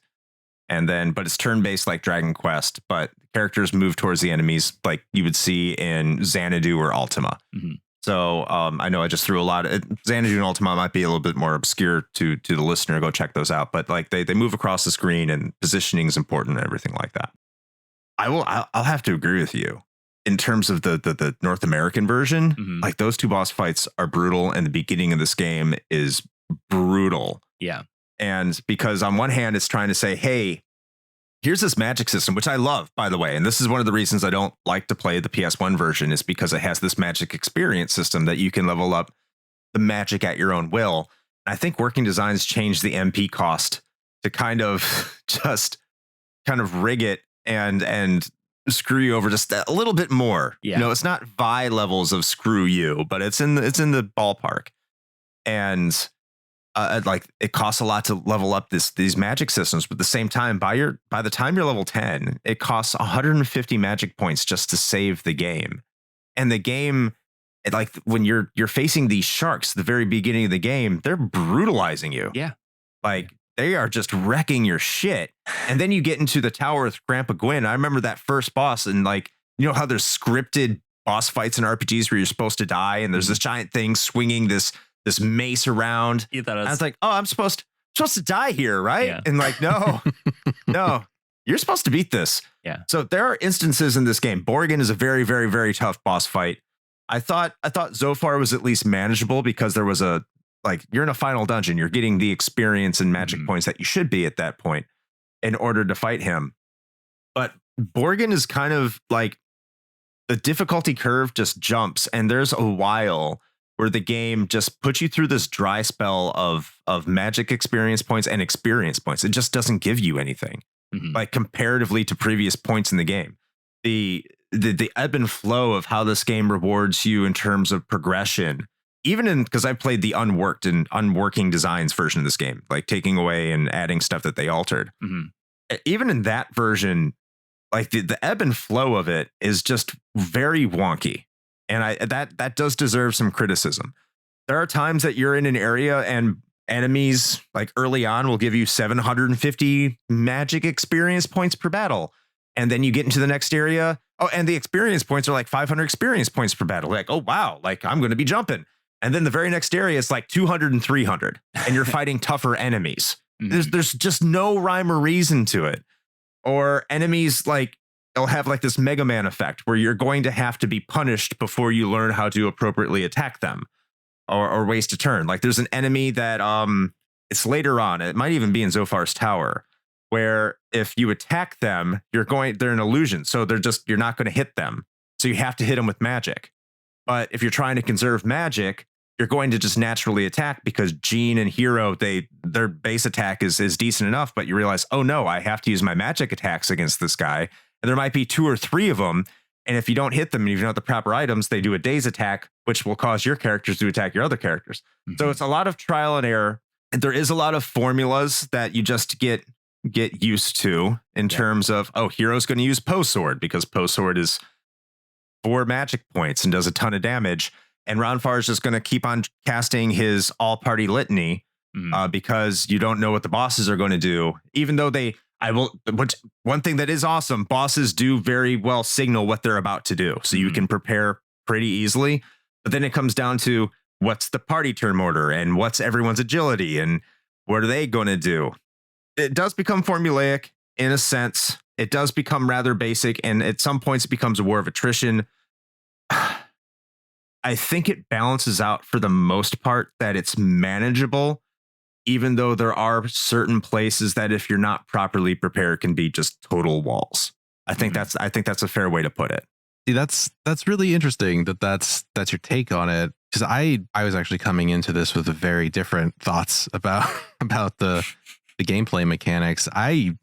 From a party perspective, I actually really enjoy what this game does, because to me, I felt like it did not everything, but it did most things right, in that I always felt like every one of my party members had a purpose. And I don't always feel that way in RPGs, but obviously particularly party-based RPGs, because a lot of the time you'll get stuck in this rut, right? Of like, oh, well, this character is a pure caster, and so if I don't want to burn all their MP, then I guess they're going to bonk things with their fucking stick for like 5 damage, and that's a waste. So then they end up just defending the whole time or whatever, and they're dead weight. And I never really had to do that. Because of some, I think intelligent design decisions, right? Like having the staff for your caster also just have the ability built in, like baked into the weapons, so that you can always be, basically you're getting a free cantrip, if I'm going to use some D&D terminology, but you basically can just cast that all the time, and she's at least doing something useful if you don't want to burn your limited mana pool resources. Mm-hmm. And this even applies to healers. Like for Ronfar, a lot of the times, if you have a pure like white mage style character, that's it, right? You're pigeonholed. And this applies to anything. Like I play healers primarily in MMOs, so I'm used to this, where you're just a heal bot and you don't do anything else. But at least with that inclusion of the one litany that he has, that's basically like a vampiric ability, right? It's like a priest litany or shining litany or whatever it's called. And it steals health, so it does damage to the enemies and also gives your whole party some healing in the process. Like he's still an active participant in every turn in a battle. And so I thought that by and large, I thought the party members were actually really well balanced. Oh, I agree. I agree. I'm just saying there are places in the game that are obscenely tough. Sure. That's what I'm saying. Yeah. Well, you were just the part you're talking about it kind of becoming formulaic. I think I would almost say to a certain degree, that's almost inevitable with any game of this ilk. Oh, sure. Really. Mm-hmm. But I actually thought it was a little less so with Eternal Blue than some other, more traditional RPGs I've played, just because each toolkit that your characters have to work with are diverse enough that they're always doing something useful, and you have different approaches to different situations. Like I knew that, well, first of all, Battalion Sword is fucking busted, because that thing is amazing. And if you just want to clear like groups of like trash enemies, Battalion Sword is A+, 10 out of 10, would cast again. And then, in other instances where you only have like 1 or 2 enemies, then your strategy, can change. So no, overall, like I'm not saying I necessarily disagree with you, but I just wanted to point out that comparatively to like other, even like contemporaneous RPGs, I feel like Eternal Blue handled their party mechanics like particularly well. I agree. No, 100% agree. I'd agree as well. Ronfar can also act as a really good attacker as well. Yes, he can hit hard, very hard, like a D&D cleric, except more useful. he got that big bonk stick. He does. I appreciate the fact that you never have any control over Lucia. And she's just kind of just doing her thing, for as long as she's in your party. I mean, and she's in your party for most of the game. In the beginning, I hated the fact she was in her party, and I wanted her to die because she siphoned experience points. Well, it's like it's and she would just run away. Yeah, and it's funny too, because like on one hand, there were a lot of instances where it's like a nice little bonus, right? Because you have no agency over it. So like if she just happens to decide she wants to cast a fucking bomb ass AoE, then you're just like, hell yeah. But then on the other side of things, you're just like in this really tough fight and she's just like, peace. And I'm like, what the fuck? I will say too, the earlier parts of the game is where that party diversity really sticks out and using your abilities to your advantage. Because by the end, like in the beginning part of the game, like the first half of the game, I remember using Jean's abilities like Needle Step and Confuse a lot more. Brute Force wasn't necessarily going to win the day. You had to freeze them and isolate enemies throughout the playing field. By the end of the game, just because Jean can attack 3 times and does crits almost half of the time, those unique abilities that she has with her dance abilities, the rest of her stuff, like all of her Blue Dragon abilities, I didn't find particularly useful just compared to her fighting. Maybe Hadouken was the most useful one, which I love, by the way. I love the fact that they called it Hadouken. I don't know if it's that in the Japanese edition. And like your little voice sample there sounds like that's what she's saying too. Yeah, it's great. Yeah. But like I miss the fact that she had these abilities that would cause status effect to enemies that eventually just become rather useless. Yeah. And that's what's sad, because that party balance is just, you're right. Like, oh, this enemy's giving me a lot of trouble, and if I don't freeze them, they're going to crit me and I'm going to like have devastating damage. And I need 10 MP to heal my entire party. So I got to help Ronfar out and keep this enemy from draining my healer's MP. So yeah, you would do that and freeze the enemy. And even to those dungeons, like those magic dungeons, the mansion trial that Lamina gives you, as opposed to the cave trial from the first Lunar. I think like the way they do the magic trial and here is way better. I think it's way more clever. But just going through that, and now the game is showing you, hey, like this is what your magic can do. Yeah. This is some of the advantages that it can provide, and this is what your characters can provide to the battle space. I thought that, okay, like now I see what each party member brings to the table and how valuable they are. And I thought like that exemplified what you're trying to say perfectly.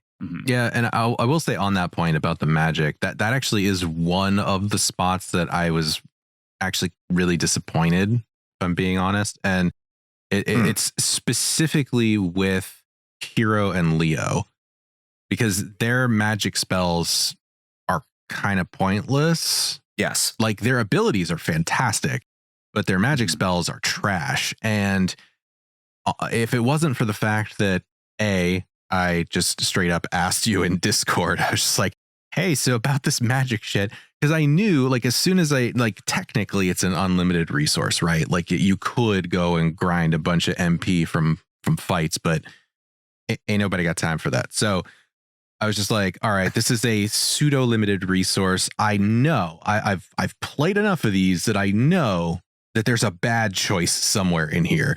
And that's why I asked you about it. And then I went and looked up some information about it. And basically, yeah, the consensus is like, do not waste your magic XP on wind or earth because they are hot garbage.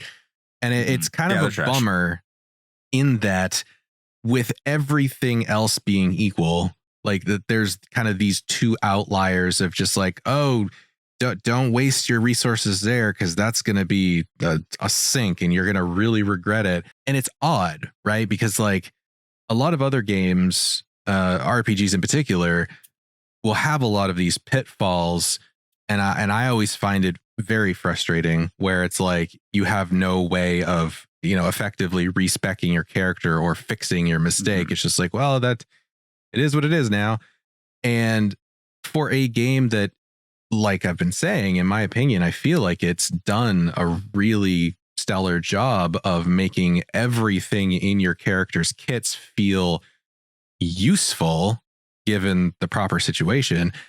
It's odd that like those two are these like strange outliers of just like, no, those are total wastes of time. Yeah. It's also weird when they get to Neo Vane and they say Hero can use magic and Ronfar can't. Yeah. Yeah. Like, really? Like, okay. But yeah, I mean, the alternatively, if you dump your magic points into one character too much, like if you dump all of your magic points into Ronfar, eventually he'll become too advanced in his levels that casting his all party healing will drain too much of his MP. And like it won't, like the cost won't be worth the benefit. Like you could have kept him at a level prior where that spell wouldn't have leveled up and he still would have healed your party completely. And you could use the MP and apply it to somebody else. There is some risk reward to it. I mean, definitely level up heal. If you're at the end of the game and your heal isn't at least at level 30, It's you've almost done. like the game was like really well balanced before Working Designs messed it up. No, it's not just Working Designs. But I mean, you know, you want to grind out these battles so you have enough MP to save. Oh yeah, You know, yeah. so you end up like, in a way, kind of screwing yourself over. It screws you over if you try to take advantage of grinding. I don't know what were they thinking. Dude, and some of these, it's one of those great mysteries. I don't get it. Yeah, I think that is clearly the worst thing that they've ever done to any game. And I don't know. Exile 2. Oh, I don't remember what they did in that. That game, Exile 2 is yeah. Turbo CD game. Yeah, where they made it almost impossible. Oh, really? Yeah, like it's beyond broken. Vi is like that for a couple bosses too, where they like tripled the hit points for some of the bosses. But something that is so consistently present throughout the entire game. You know, it's such a weird thing, and it seems almost like they wanted people to like hate it. I understand that they're like, well, saving has to have some penalty, and I understand where that mindset comes from because again, this is a time when RPGs were very much looking at what Dragon Quest and Final Fantasy were doing. And they had specific rules about where you could save. If you were in a dungeon, you couldn't save. You had to find a save point. Or in Dragon Quest, you had to find a church. And you just couldn't save wherever you wanted to. So Working Designs looked at this game was probably like, well, you can save whatever. This makes it a baby game for babies, which no, it didn't. It was just the way it was designed. And it, as you said, Coury, like it was perfectly balanced before they wanted to do anything. Do I think like going through the unworked version, do I think some bosses were a little easier? Like the dragon fiends were relative cakewalks, especially like the red fiend and on the first go round, not the second one. The second one was a major pain in the ass, but like I remember defeating that in 3 turns. I'm like, this is not what I remember from the North American version originally. Like I remember struggling quite a bit and having to use the dragon crests. But here is just kind of like, oh, okay. Like there were times I was like, I kind of understand them making this a little bit more difficult. I get it. Yeah. I think overall, like they shouldn't have, like, don't mess with like the hit points or the damage they're dealing or the defense they have. Because ultimately, I mean, again, this is one of those things that we have learned from. Yeah, that exactly. Localizers have learned from. Yeah. Not to do this anymore. Because, you know, they're like, they took the rental mentality to an RPG and it was the wrong move. And now a lot of people know to do that. Who's renting out Sega CD games?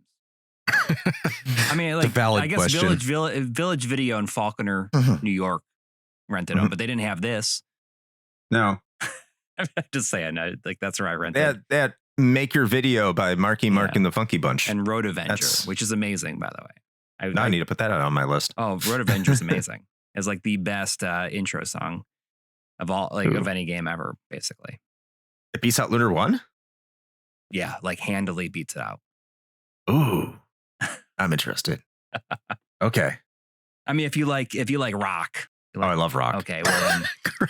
Chris is our resident butt rock expert. Okay, well, I mean, it's pretty amazing. It is pretty amazing. Okay.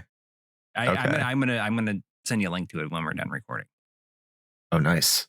I think that makes a good transition. I think we've talked enough about gameplay. That's a good transition to get into the audio here. I'm going to put the graphics to the side for a minute. All right. And because we are talking about audio, let's get into the audio. Shane, we haven't started off a topic with you so far. What did you think about the game's audio design? I mean, I don't know if I have a lot to say other than I think it's great.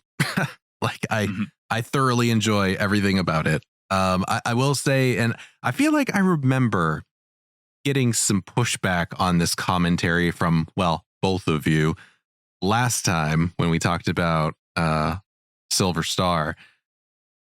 Okay, let me preface this by saying I understand that in that time in the 1994, this was like far and beyond almost anything else as far as like voice acting in a game. So I fully 100% recognize that. I will still say some of it is not fantastic. It does still feel really wooden in terms of its delivery, but for the most part, it's very, very competently done. I think just the fact that it includes so much VO, I think is a huge bonus in and of itself. As far as like the sound design and everything, I think all of it is very satisfying. The soundtrack is great. I will point out that my favorite, because I am always a sucker for some good like church organ gothic ass Castlevania shit. The track for the towers / dungeon when you're collecting your party members again in Vane is absolutely my standout favorite track. Just want to put that out there. There's just a ton more voice acting in this. You know, it's, way more. Yeah, just like cutscenes in general. Mm-hmm. But yeah, I feel like Hero might be the weakest link. Like Lucia, I mean, Lucia is kind of blank intentionally though, I think, because that's, you know, like her character, at least at first. So you can kind of hear like the changes she goes through. She's a Silent Hill 2 character. Yeah. That's a good way of putting it. Yeah. I think like what you said about Hero too. I mean, that's kind of Hero's skicked, right? Yeah. He's kind of the weakest link in terms of the story anyway. He's like the silent protagonist. But he talks a lot, you know. He does, but not as much as the rest of your party does. Right. You can tell that they're trying to put you in the seat of Hero. Yeah. But he talks more than your typical main protagonist at the time, I think. Yeah. Way more. Way more. Certainly almost more than Adol and East 3, which is probably a very obscure thing to say. But certainly more than Alex. Mm. That's from Lunar 1. So you can see the shift again. Alex, a very silent protagonist outside of when Quark is being killed. And then you have Hero, who is way more talkative, which I think, again, and I'm kind of dipping back in the story here, shows Game Art's dedication to the narrative more in this game than what they had with Lunar 1, which was extremely basic comparatively. But what did you think of the audio overall, Coury? Oh, I think the soundtrack is really, really good. Just, you know, replaying it recently, I found myself just thinking, like, I can't believe that I didn't think this was as good as the Sega CD original. There's certain songs in the Sega CD original that are just amazing sounding, but that's just because of the Red Book audio. I mean, I wrote on here, it says, you know, that the weird thing about this is the music is, there's a lot more music, but it's compressed PCM audio. So it sounds like a noticeable downgrade. I don't know if either of you guys thought about like, oh, the music doesn't sound very good. No, 100% does not sound as good. No. Which, I mean, because it's 22 kilohertz PCM audio, just makes it sound kind of fuzzy. But there is so much more to it that it makes what would come in Silver Star Story Complete sound even worse, because like it's so much better than like any of the songs in Silver Star Story Complete, I think. The Star Dragon Tower, the final dungeon in the epilogue, has like probably one of my favorite pieces of game music of all time. You know, it's just like the most like epic sounding, like I'm like, this is the end, you know, like climbing up this tower. It's like not even in the Japanese version. It's not even by the game's composer. Apparently it was like some freelancer for working designs, because they thought that, oh, this is like the very, very end. We can't just have the music that's played in every other tower up to this point just play again. And it's only in the Sega CD version. It's not in complete. Like there's, for some reason, they could not put it in complete. You know, they can tool around with all this other stuff, but they can't put this song in there for some reason. Mm-hmm. It's just, it's a great piece of music, and absolutely one of the most memorable piece of game music I've ever heard. So I'm going to echo a lot of what both of you already said. I think that echo is appropriate here. Voice acting, top notch for 95. Mm-hmm. Just working designs. I think working designs. It's like just below Snatcher. No, just below Snatcher. Yeah. What can compare to Snatcher's performances, really, when you think about it? For the time, yeah, top notch. It's up there. The music, yes, you can tell that's a lower quality. It's not Red Book audio, but when you consider how much is packed onto this disc, which is still like, I think they had to put everything. They felt like they had to put everything on one disc because I don't think they knew how to make multi-disc games for the Sega CD. I can't think of a multi-disc game for the Sega CD. Night Trap is. Is it? Yeah. Oh, well, like halfway through. Go. I mean, but it just ejects the disc and you swap it halfway through. Okay. But still, the fact that they put all this on one disc. Yeah. And it might be compressed. That audio is compressed. And I get that. But it still sounds, you can tell they were using real sounding instruments. Yeah. Like it sounds, you can tell it's not using the system hardware. It's using like pre-generated, pre-recorded sounds and everything like that. Mm-hmm. Now, in my personal opinion, I do like the original Lunar soundtrack. I think it fits it very appropriately. I think this one is better, but what I think this one exemplifies most of all is how Iwadare was evolving. Yes. So Noriyuki Iwadare, the composer of this, he also has done a lot of other games, of course. Right now he's doing recently he's done the Ace Attorney games famously. But if you look at what he has done with first Lunar, and then you see what he does with Lunar 2, then go to Grandia. Yes. And you see the evolution, because I think Grandia is one of the best soundtracks ever made, period, in terms of how it sounds, if you listen to just how like the full tracks for that game, it's mind blowing just how well composed they are. Oh, yeah. I don't think he gets there without this game. Oh, because absolutely not. There are examples in here that you hear, especially when you're driving around on the overworld map with the Dragon Ship Destiny, with your vehicle that you get. And if you just sit there, like, you're not going to hear all of it because they're very long tracks, and the tracks always reset when you change scenes in certain instances. But if you just sit there in some instances and you just listen to how long these tracks go on, like, he wrote his ass off, right? And how well they're brilliant. They're just utterly brilliant. I do agree that final track is really good. I think that's a Red Book audio track too, if I recall correctly. Like, that's actually on the disc. You can play it. I'd have to go. I don't have the disc. I can't check it out, but I think it might be. I feel like it's not, but I don't know, because I think that I finally was able to get it on CD with Complete, because it's on there. Okay, I know it's odd. What you say is totally true about the like the evolution of his music, because when I think back on the first one, like the first one had a great soundtrack, but there's no central theme. No, like tying everything together. And then this one really has a central theme, and Grandia especially does. But then Silver Star Story Complete has a theme tying everything together. It's just not as good as Lunar 2 or Grandia. Well, because I think Silver Star Story Complete tried to borrow so much from this game. Yes.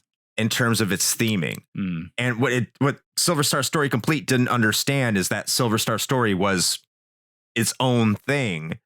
And then they were like, well, we did all these crazy good things with Lunar 2 that we want to put it in this game, without realizing, no, that's a bad idea. Right. I think we're not doing Silver Star Story Complete, and we didn't, but now that I played it after that episode, a lot of ideas in that game were bad ideas. I did not like a lot of it. Yeah, I think the audio, much like the narrative, it shows maturation. Yeah. Now there are things I don't like. Sometimes when enemies die, they make weird noises. Yeah. Sometimes menu noises are off. Yeah. A lot of the hardware sounds do not sound good. Like, the actual sound design is very, very, very questionable and iffy, and it's noticeable and grating. But in terms of when it's actually using the power of the Sega CD, in terms of its voice acting and music, it's again mind blowing. And I'll say this again when we get into the graphics. It's mind blowing. This all made it onto one 650 megabyte disc. Yeah. Well, and on that note, just to expand a little bit on the voiceover, just for the sake of comparison. So Silver Star had like roughly 15 minutes, give or take, of voiced content, and Eternal Blue has like over an hour and a half. Yeah, it's amazing. Yeah. So fitting all of that on there is pretty impressive. The other thing that I want to make a note of, which I think validates kind of what I was saying a little bit with the perhaps somewhat dubious quality of some of the voice acting, is there's a very distinct difference between the Japanese and the English releases of this game. So for the record, the Japanese version employed veteran anime voice actors to voice these characters, whereas the English release, Working Designs quite literally just hired friends and people from their production crew. Yeah. And that's what they've always done. It worked. And they bring back the same people. For the most part, yeah. Galleon, John Truitt, he's like, he's just having a great time. See, okay, there's that. This is the thing you guys stuck me on last time, because y'all are just like John Truitt fanboys, apparently. Well, in this role, I don't know anything else he's ever done. Because I brought that up last time where I was just like, Galleon, he's like, I mean, he's all right. He feels real cheesy and the deliveries are a little weird. And you guys are like, no, he's a fucking national treasure. And I'm like, okay, all right, fine. Okay, Shane, to respond to your statements, yes, yes, yeah. Sure. Agree to disagree, I guess. Yeah. I'm agreeing with all your points. He is a national treasure. He is cheesy. They are delivered weirdly. Yeah. Yeah. That's what makes it so special. Yeah, okay. But he's chewing the scenery, really. Yes. Yeah. He's owning it by overpaying for it. All right. I got it. It's a Jill sandwich situation. Got it. All right. It's not quite that, but I mean, it's in the same ballpark. I love John Truitt. He does a fantastic job. I mean, again, I can't imagine what the recording was, but I think that the standards were far different.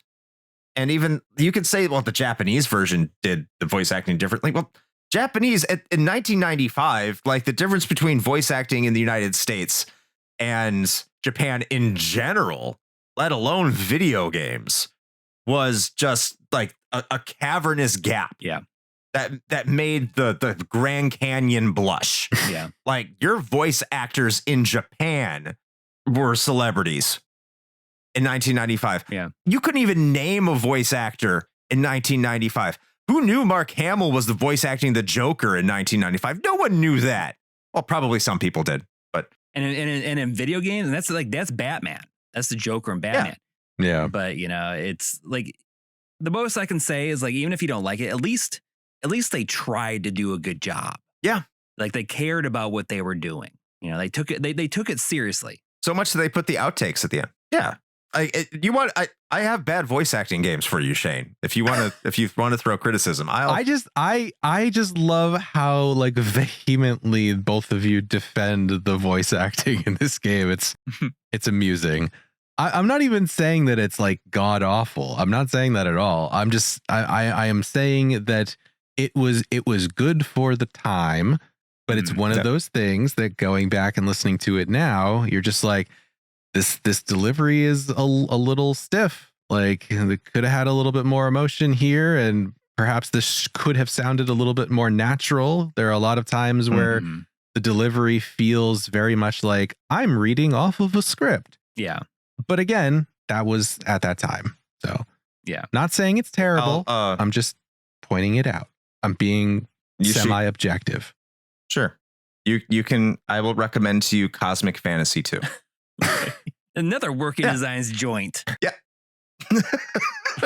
And you can let me know what you think of the voice acting there, and then you can come back to me about Lunar 2.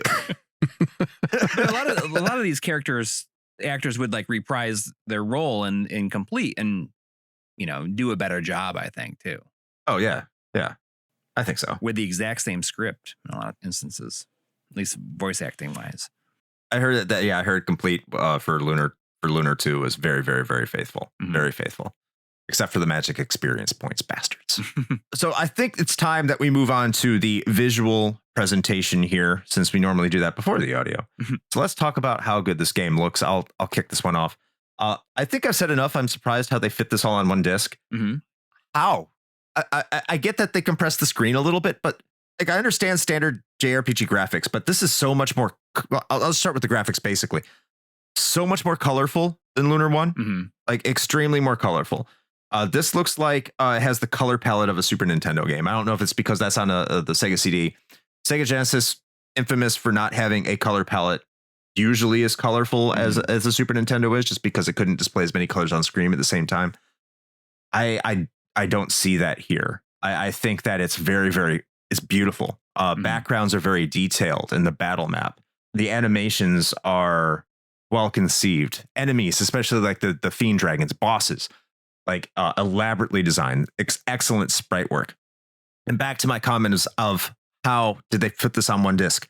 The cinematics for anime type games, for animated cinematics, for the Sega CD. I'm not going to say for a 16-bit, system, a 16-bit Sega CD system, because I have seen better animation on the Turbo CD / PC Engine CD. East 4 comes to mind. The animation in that game is just fucking brilliant. But for the Sega CD, it's amazing. Like, and how much they have. It's just, there's so many animated movies. I'm just like, and this is going on for 5 minutes. Yeah. This hasn't stopped. This, like, Final Fantasy VII advertised something like 45 minutes or an hour of CG, and that was on 3 discs. This is one disc, and it feels like there's 30 to 45 minutes of animated cutscenes. How did they do it? I don't know, and it looks good. Well, it's because they're not video files. But it's like, just displaying the frames. You're ruining the magic for me, Coury. Damn it. I don't want to know how the sausage is made. I just want to eat it. Go ahead. Never mind. Now I know. Go ahead, Coury. I'm sorry. I was rambling anyway. No, I think it's a great looking game. And, even when it first came out, I thought like the color palette is real weird in this. Like they really go like heavy on these like darker shades of green a lot. And I thought it was weird at the time. And even now, just like, even this like has a little bit of a green, even the black color has kind of a greenish tint to it. And it's sort of ugly, but I think it's rather unique at the same time. But just the entire like the towns and like the roofs and everything, it's a huge upgrade over the last one. Even just like the overworld map and the way how the towns are like really detailed, even on the overworld. Like you see them like kind of in the like nestled into the mountains and stuff like that. It's a huge improvement over the last one, but it's kind of weird looking at the same time, or color wise.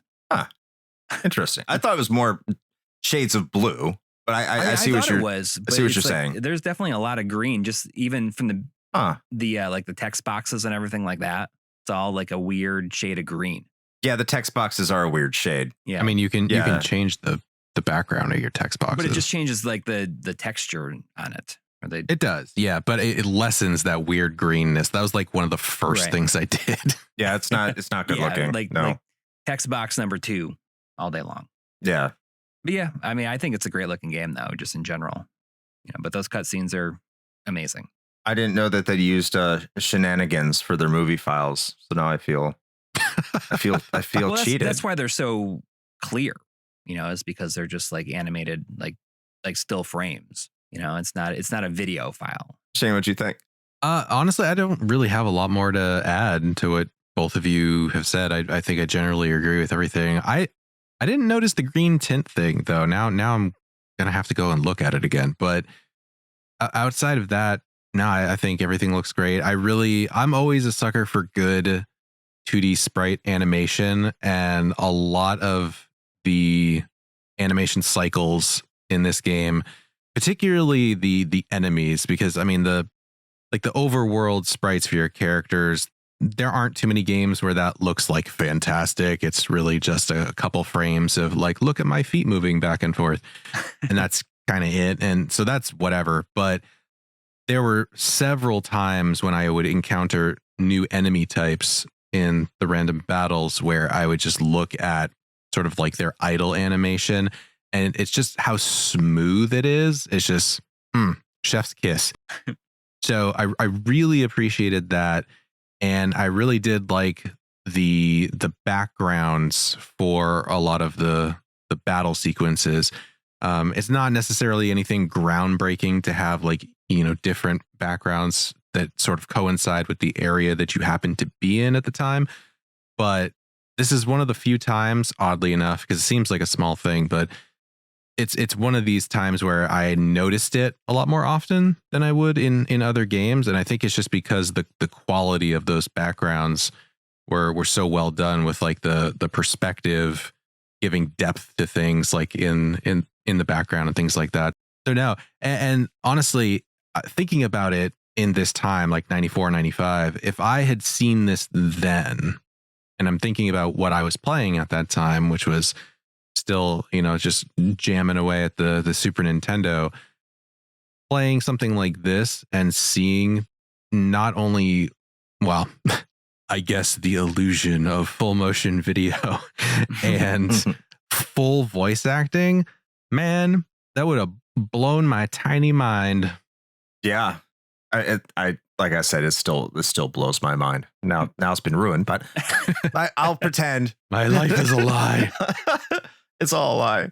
Well, the music still blows my mind, and the voices and everything like that. So I can still say I'm surprised it's on one disc. So, but yeah, you know, great audio, great visuals. All right, now it's time for the patron pontifications. So for every episode, we ask our patrons in our Discord server what they think of the upcoming episode, and then we send it to them. And I'm just going to put it this way. We are going to say whatever they put out here, and just what their thoughts of the games were. So if you want to provide your thoughts about the upcoming games, head on over to our Discord, join the Patreon for as little as $1 a month, and you can provide your thoughts that will be read in this segment.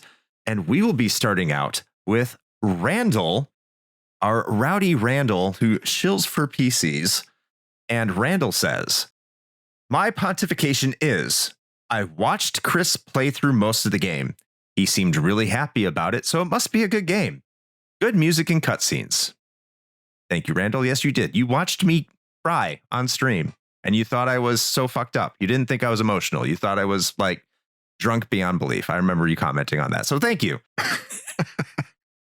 You cried? I did. Wait, what made you cry? The opening. Oh, just like just the overwhelming emotion. Yes. Yeah. Nice. I'll get to that on whether or not it held up. I'll talk more about that. Okay. But yeah, this game makes me cry every single time I start playing it.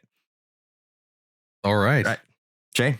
Well, moving right on to Storm Beagle, who says, it is a game, apparently for the PlayStation and Sega CD, and I look forward to hearing Chris and Shane talk about it and probably leaving me with a desire to play it.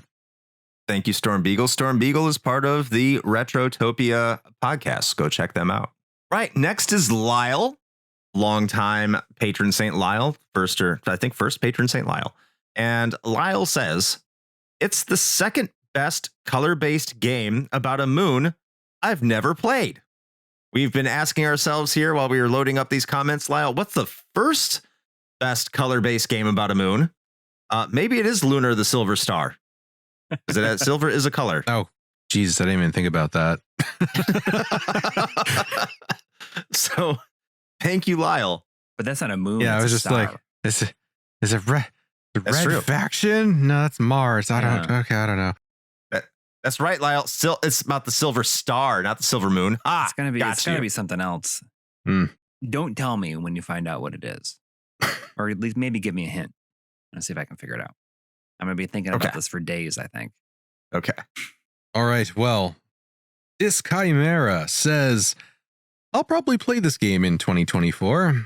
All I have to say for now is those characters sure do have huge chins. So thank you. They do. This Chimera. It's just now I can't unsee that. I need to see. Corey's checking it out. I'm gonna look up some photos here. I mean, I guess they do. I don't know. It looks like, you know, after this is is done. I should find this photo. So this piece of artwork you just shared of like, it's like one of my favorite pieces of game artwork with like Hero and Lucius silhouette and against the blue star in the background. And I drew that in art class, and I have like I still have it, like a big hand drawing of it. I think I must have drawn it in 11th grade because that's when the game came out. Nice. And the reason I shared that art with our Discord is because I too like love this piece of art. Mm-hmm. So when he said that was his reaction, and Disc Chimera is an artist, and he also has the YouTube channel Game Over Hell, which is really good. You should check that out. But when I shared it in the Discord, Disc Chimera is also an artist, so I can understand that's his artist perspective. And now I can't unsee it. And yeah, I never thought about that before. Right. Next is JC. JC. And JC says that he's never played Lunar, but remembers seeing it for sale many moons ago and loving the cover art. Then Chris started streaming it, and it became known affectionately as The Never Ending Story. It was I streamed that for quite a while. You are correct. I think 15 2-hour sessions, if I remember correctly. Dang. So yeah, it was a long time.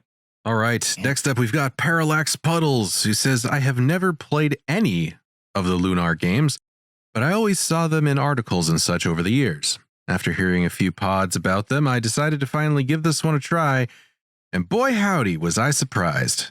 The anime cutscenes are pretty cool, and the colors pop really well against the backgrounds, but my favorite thing in the game so far is the battle sequences. I thought it was going to be just another RPG with your typical right and left sides, but no. The characters move and shift around the field depending on what's happening with them, and I think that is a neat way to create motion in an otherwise stagnant system. I won't dawdle too much. I have much to do in the game, but I am sold. Outstanding. Thank you, Parallax Puddles. And Ray, who's giving us his pontification, which is the last one for today, says, and he's not talking about the Quiet Man. Inside joke, yes. He says that I played the PS1 version of this game. Either way, Eternal Blue was probably an improvement over Silver Star in terms of being a technical game, but it's just not as memorable as the predecessor.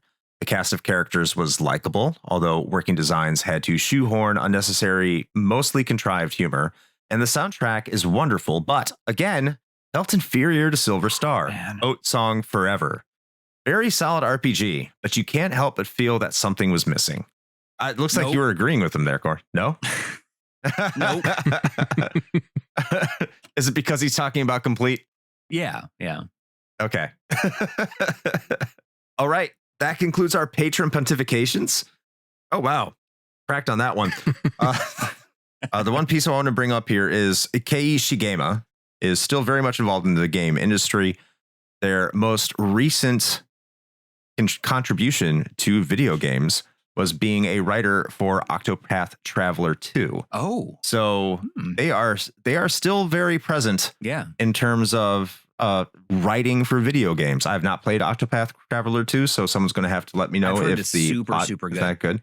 I've heard it's like really, really good. A lot of people were mixed on the first one, but everything I've heard from people that played this one is said it's like one of the best RPGs in a very, very long time.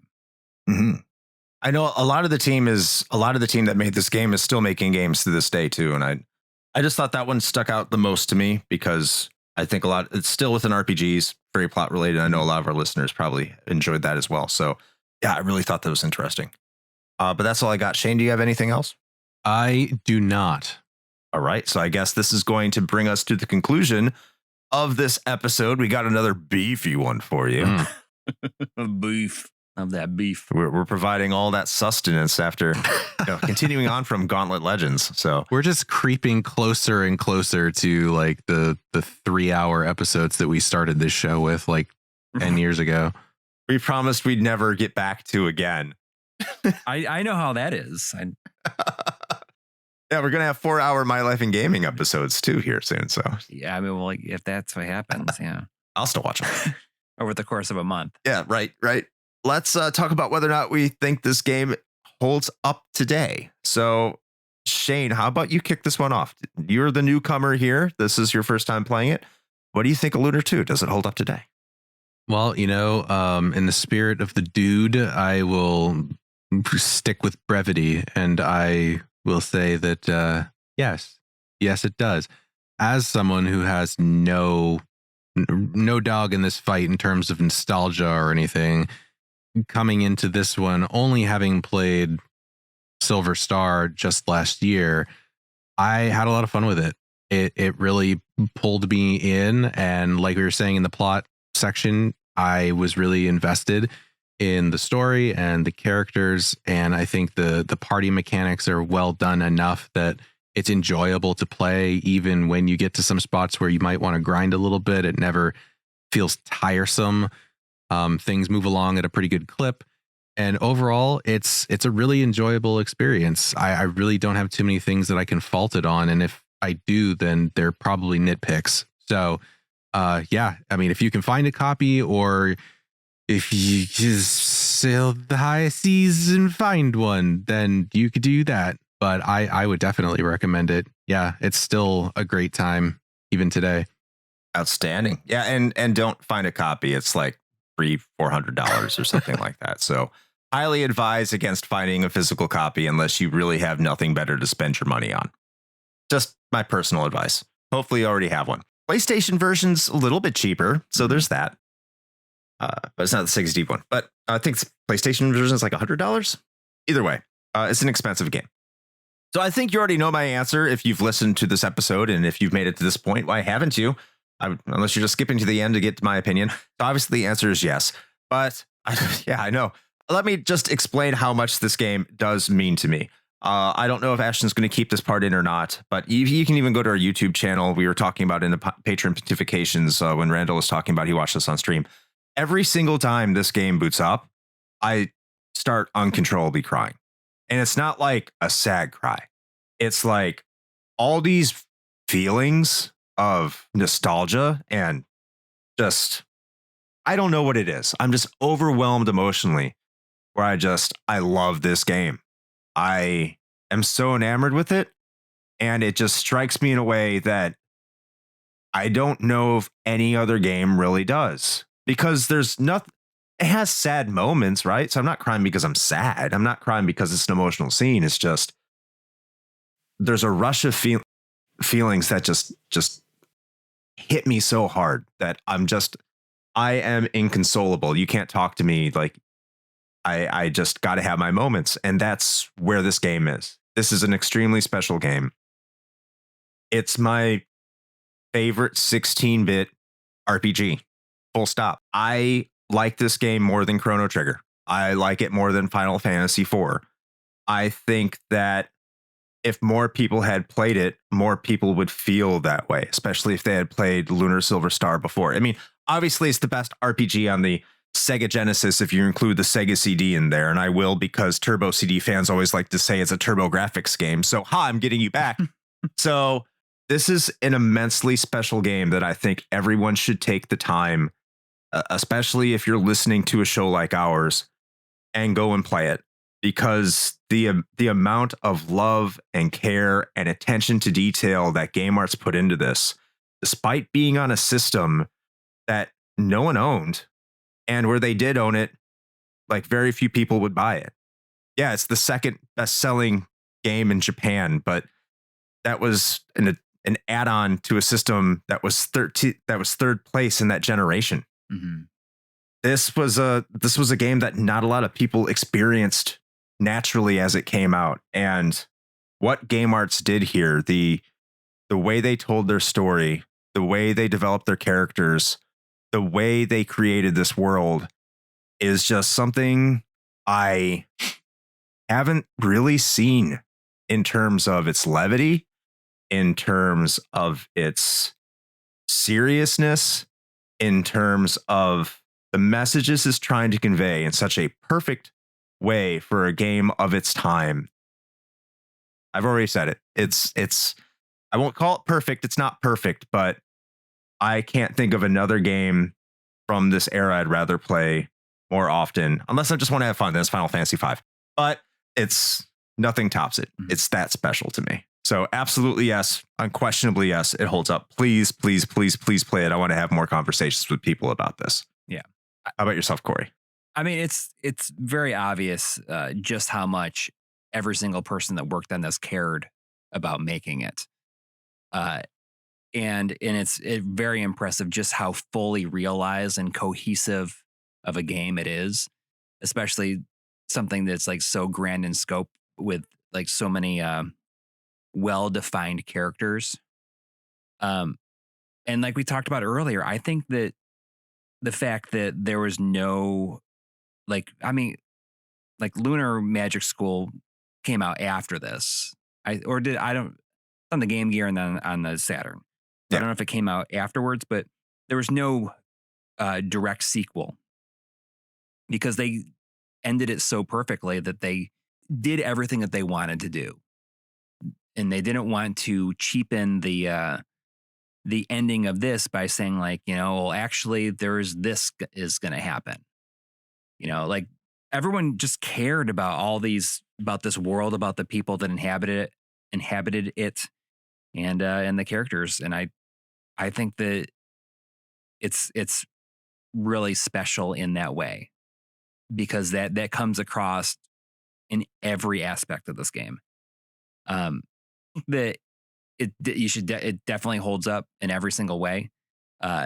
Although I will say that, if you wanted to play the PlayStation version, it's not that much of a different experience than the Sega CD game, and you're okay, just playing the PlayStation version instead if you wanted to. It's not like a situation where like between Silver Star and Silver Star Story. And I think that, I think that playing Silver Star Story before this takes away from this, but playing Silver Star and then playing this, it like makes Silver Star an even better game. I don't know if that makes any sense. It makes sense to me, Coury. Yeah. I understand what you're saying. I totally do. And now I actually like Silver Star Story even less after we talked last time about the game. So, yeah. It's a situation where like, just because they could make it with all the stuff that it has in it, that doesn't mean they should have. No.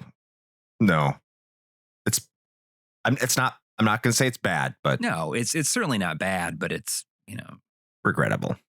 I mean, they just did this stuff. They try to take everything that they learned with making Lunar 2 and put it into that, but they just expand everything that takes away from. It makes the moments that are meant to be special in 2 seem less special. Yes. No, I agree. I agree 100%. Before I close this episode, I just want to ask you one thing, Coury. Sure. And yourself as well, Shane. If Althena's dead, how do the statues heal our main characters? I don't know. Where's the blue spire in the first game? Yeah, where is it? Why do my characters pay 100 silver or 1,000 silver, depending on what version you are, to a statue when they already know the church is corrupt? I don't know. But they do. And I don't know why I'm bringing this up now. Residual energy. That's my answer. Anyway, thank you all for joining us today on this beefy episode. Beef. Thank you, Coury, for stopping by once again to talk about Lunar, a Lunar game. And it's always a joy having you on here. So thank you so much for stopping by, man. Yeah, thanks for having me. I mean, it's just great to be able to talk about these games in a way that it just feels natural. It doesn't have to be like, we don't have to explain anything.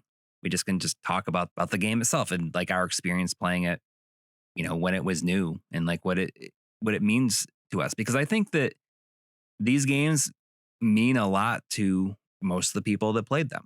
Oh yeah. More like in the same way that Earthbound means a lot to the people who played that. This has a very similar effect on the people that played it at a certain age. Absolutely. Well, now that we've covered 3 out of the 4 Working Designs games, Shane, maybe we should think about doing Vi and inviting Coury back for that if we do it. I'm not opposed to that. I thought he was going to say he's just like, our schedule's real full. You just gotta forget it. You just gotta remember where the money vortex is. The money vortex chest. Oh yeah. I don't know. The easy way to do is just use cheats. Then, especially for those grinding battles, right? There's your preview of Vi. Great. Cheat. Yeah. Can't wait. Vi does have a very good soundtrack. It does. Phenomenal soundtrack. That one's, I think there's version came out on iOS. I don't know if it's still possible to get though. Yeah, it did. It did. With improved animated cutscenes. Yeah. For the time being, we're going to wrap this one up. So as we are wont to do, I think we've said that so far. Ooh, almost 3 hours and we finally say it. Coury, where can we find you on the internet? Where can people reach out and find your content? Yep, they can find me on the YouTube channel My Life in Gaming, and on the podcast. Here's my question for you, which used to come out every week, but now it just comes out when we feel like recording, when we have the chance to.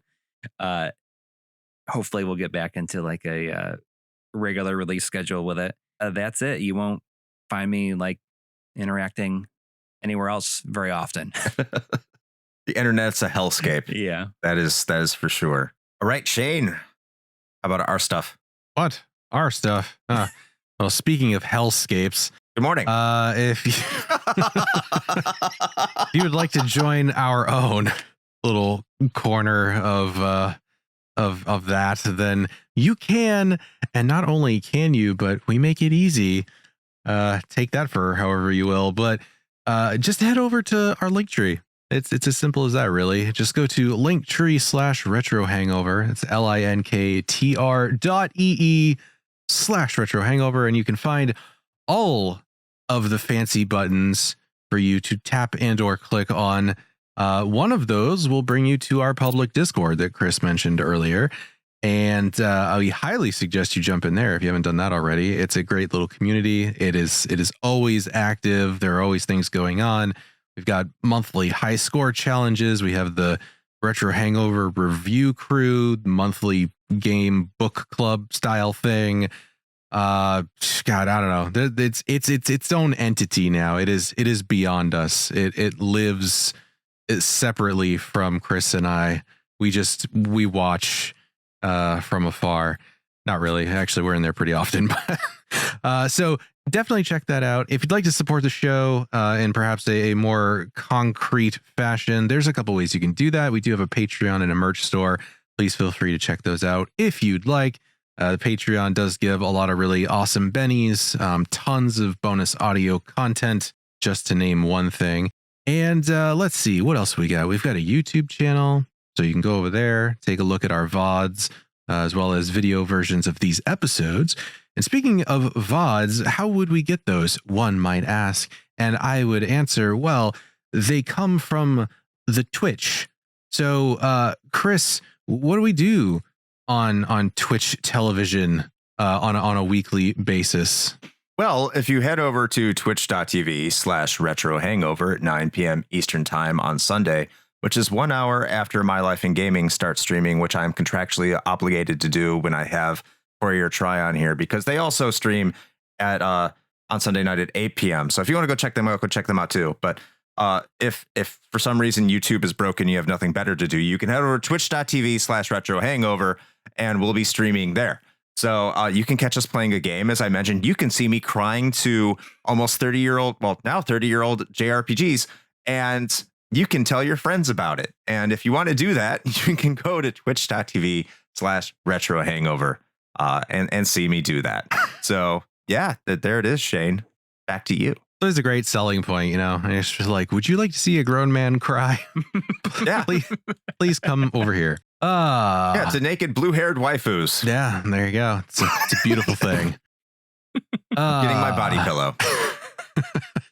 Well, on that note, with all of those things, for better or worse, having been said, until next time, play with your blue-haired Lucia body pillow joysticks.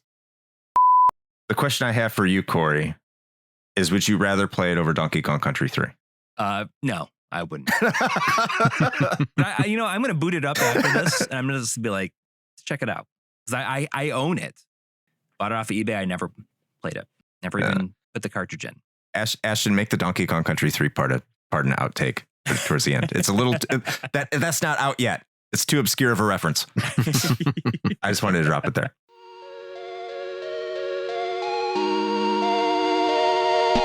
Shane here with a quick message. You know, the one rule Chris and I have always gone by regarding advertisements is this. It has to be something we use and can personally vouch for.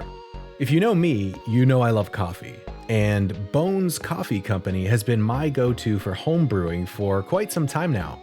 Their small batch beans come in an impressive variety of flavors like Mint Invaders from Chocolate Space, or Electric Unicorn, which I swear tastes exactly like Fruity Pebbles. And the best part? No added sugar or calories involved, just natural flavors infused right into the beans themselves. Build your own sample pack of 5 4-ounce bags to find out which flavors speak to you, or jump in head first with full 12-ounce bags. They've even got K-Cups. Step up your homebrew game with Bones Coffee by visiting bit.ly/RHPBones. That's bit.ly/RHPBONES.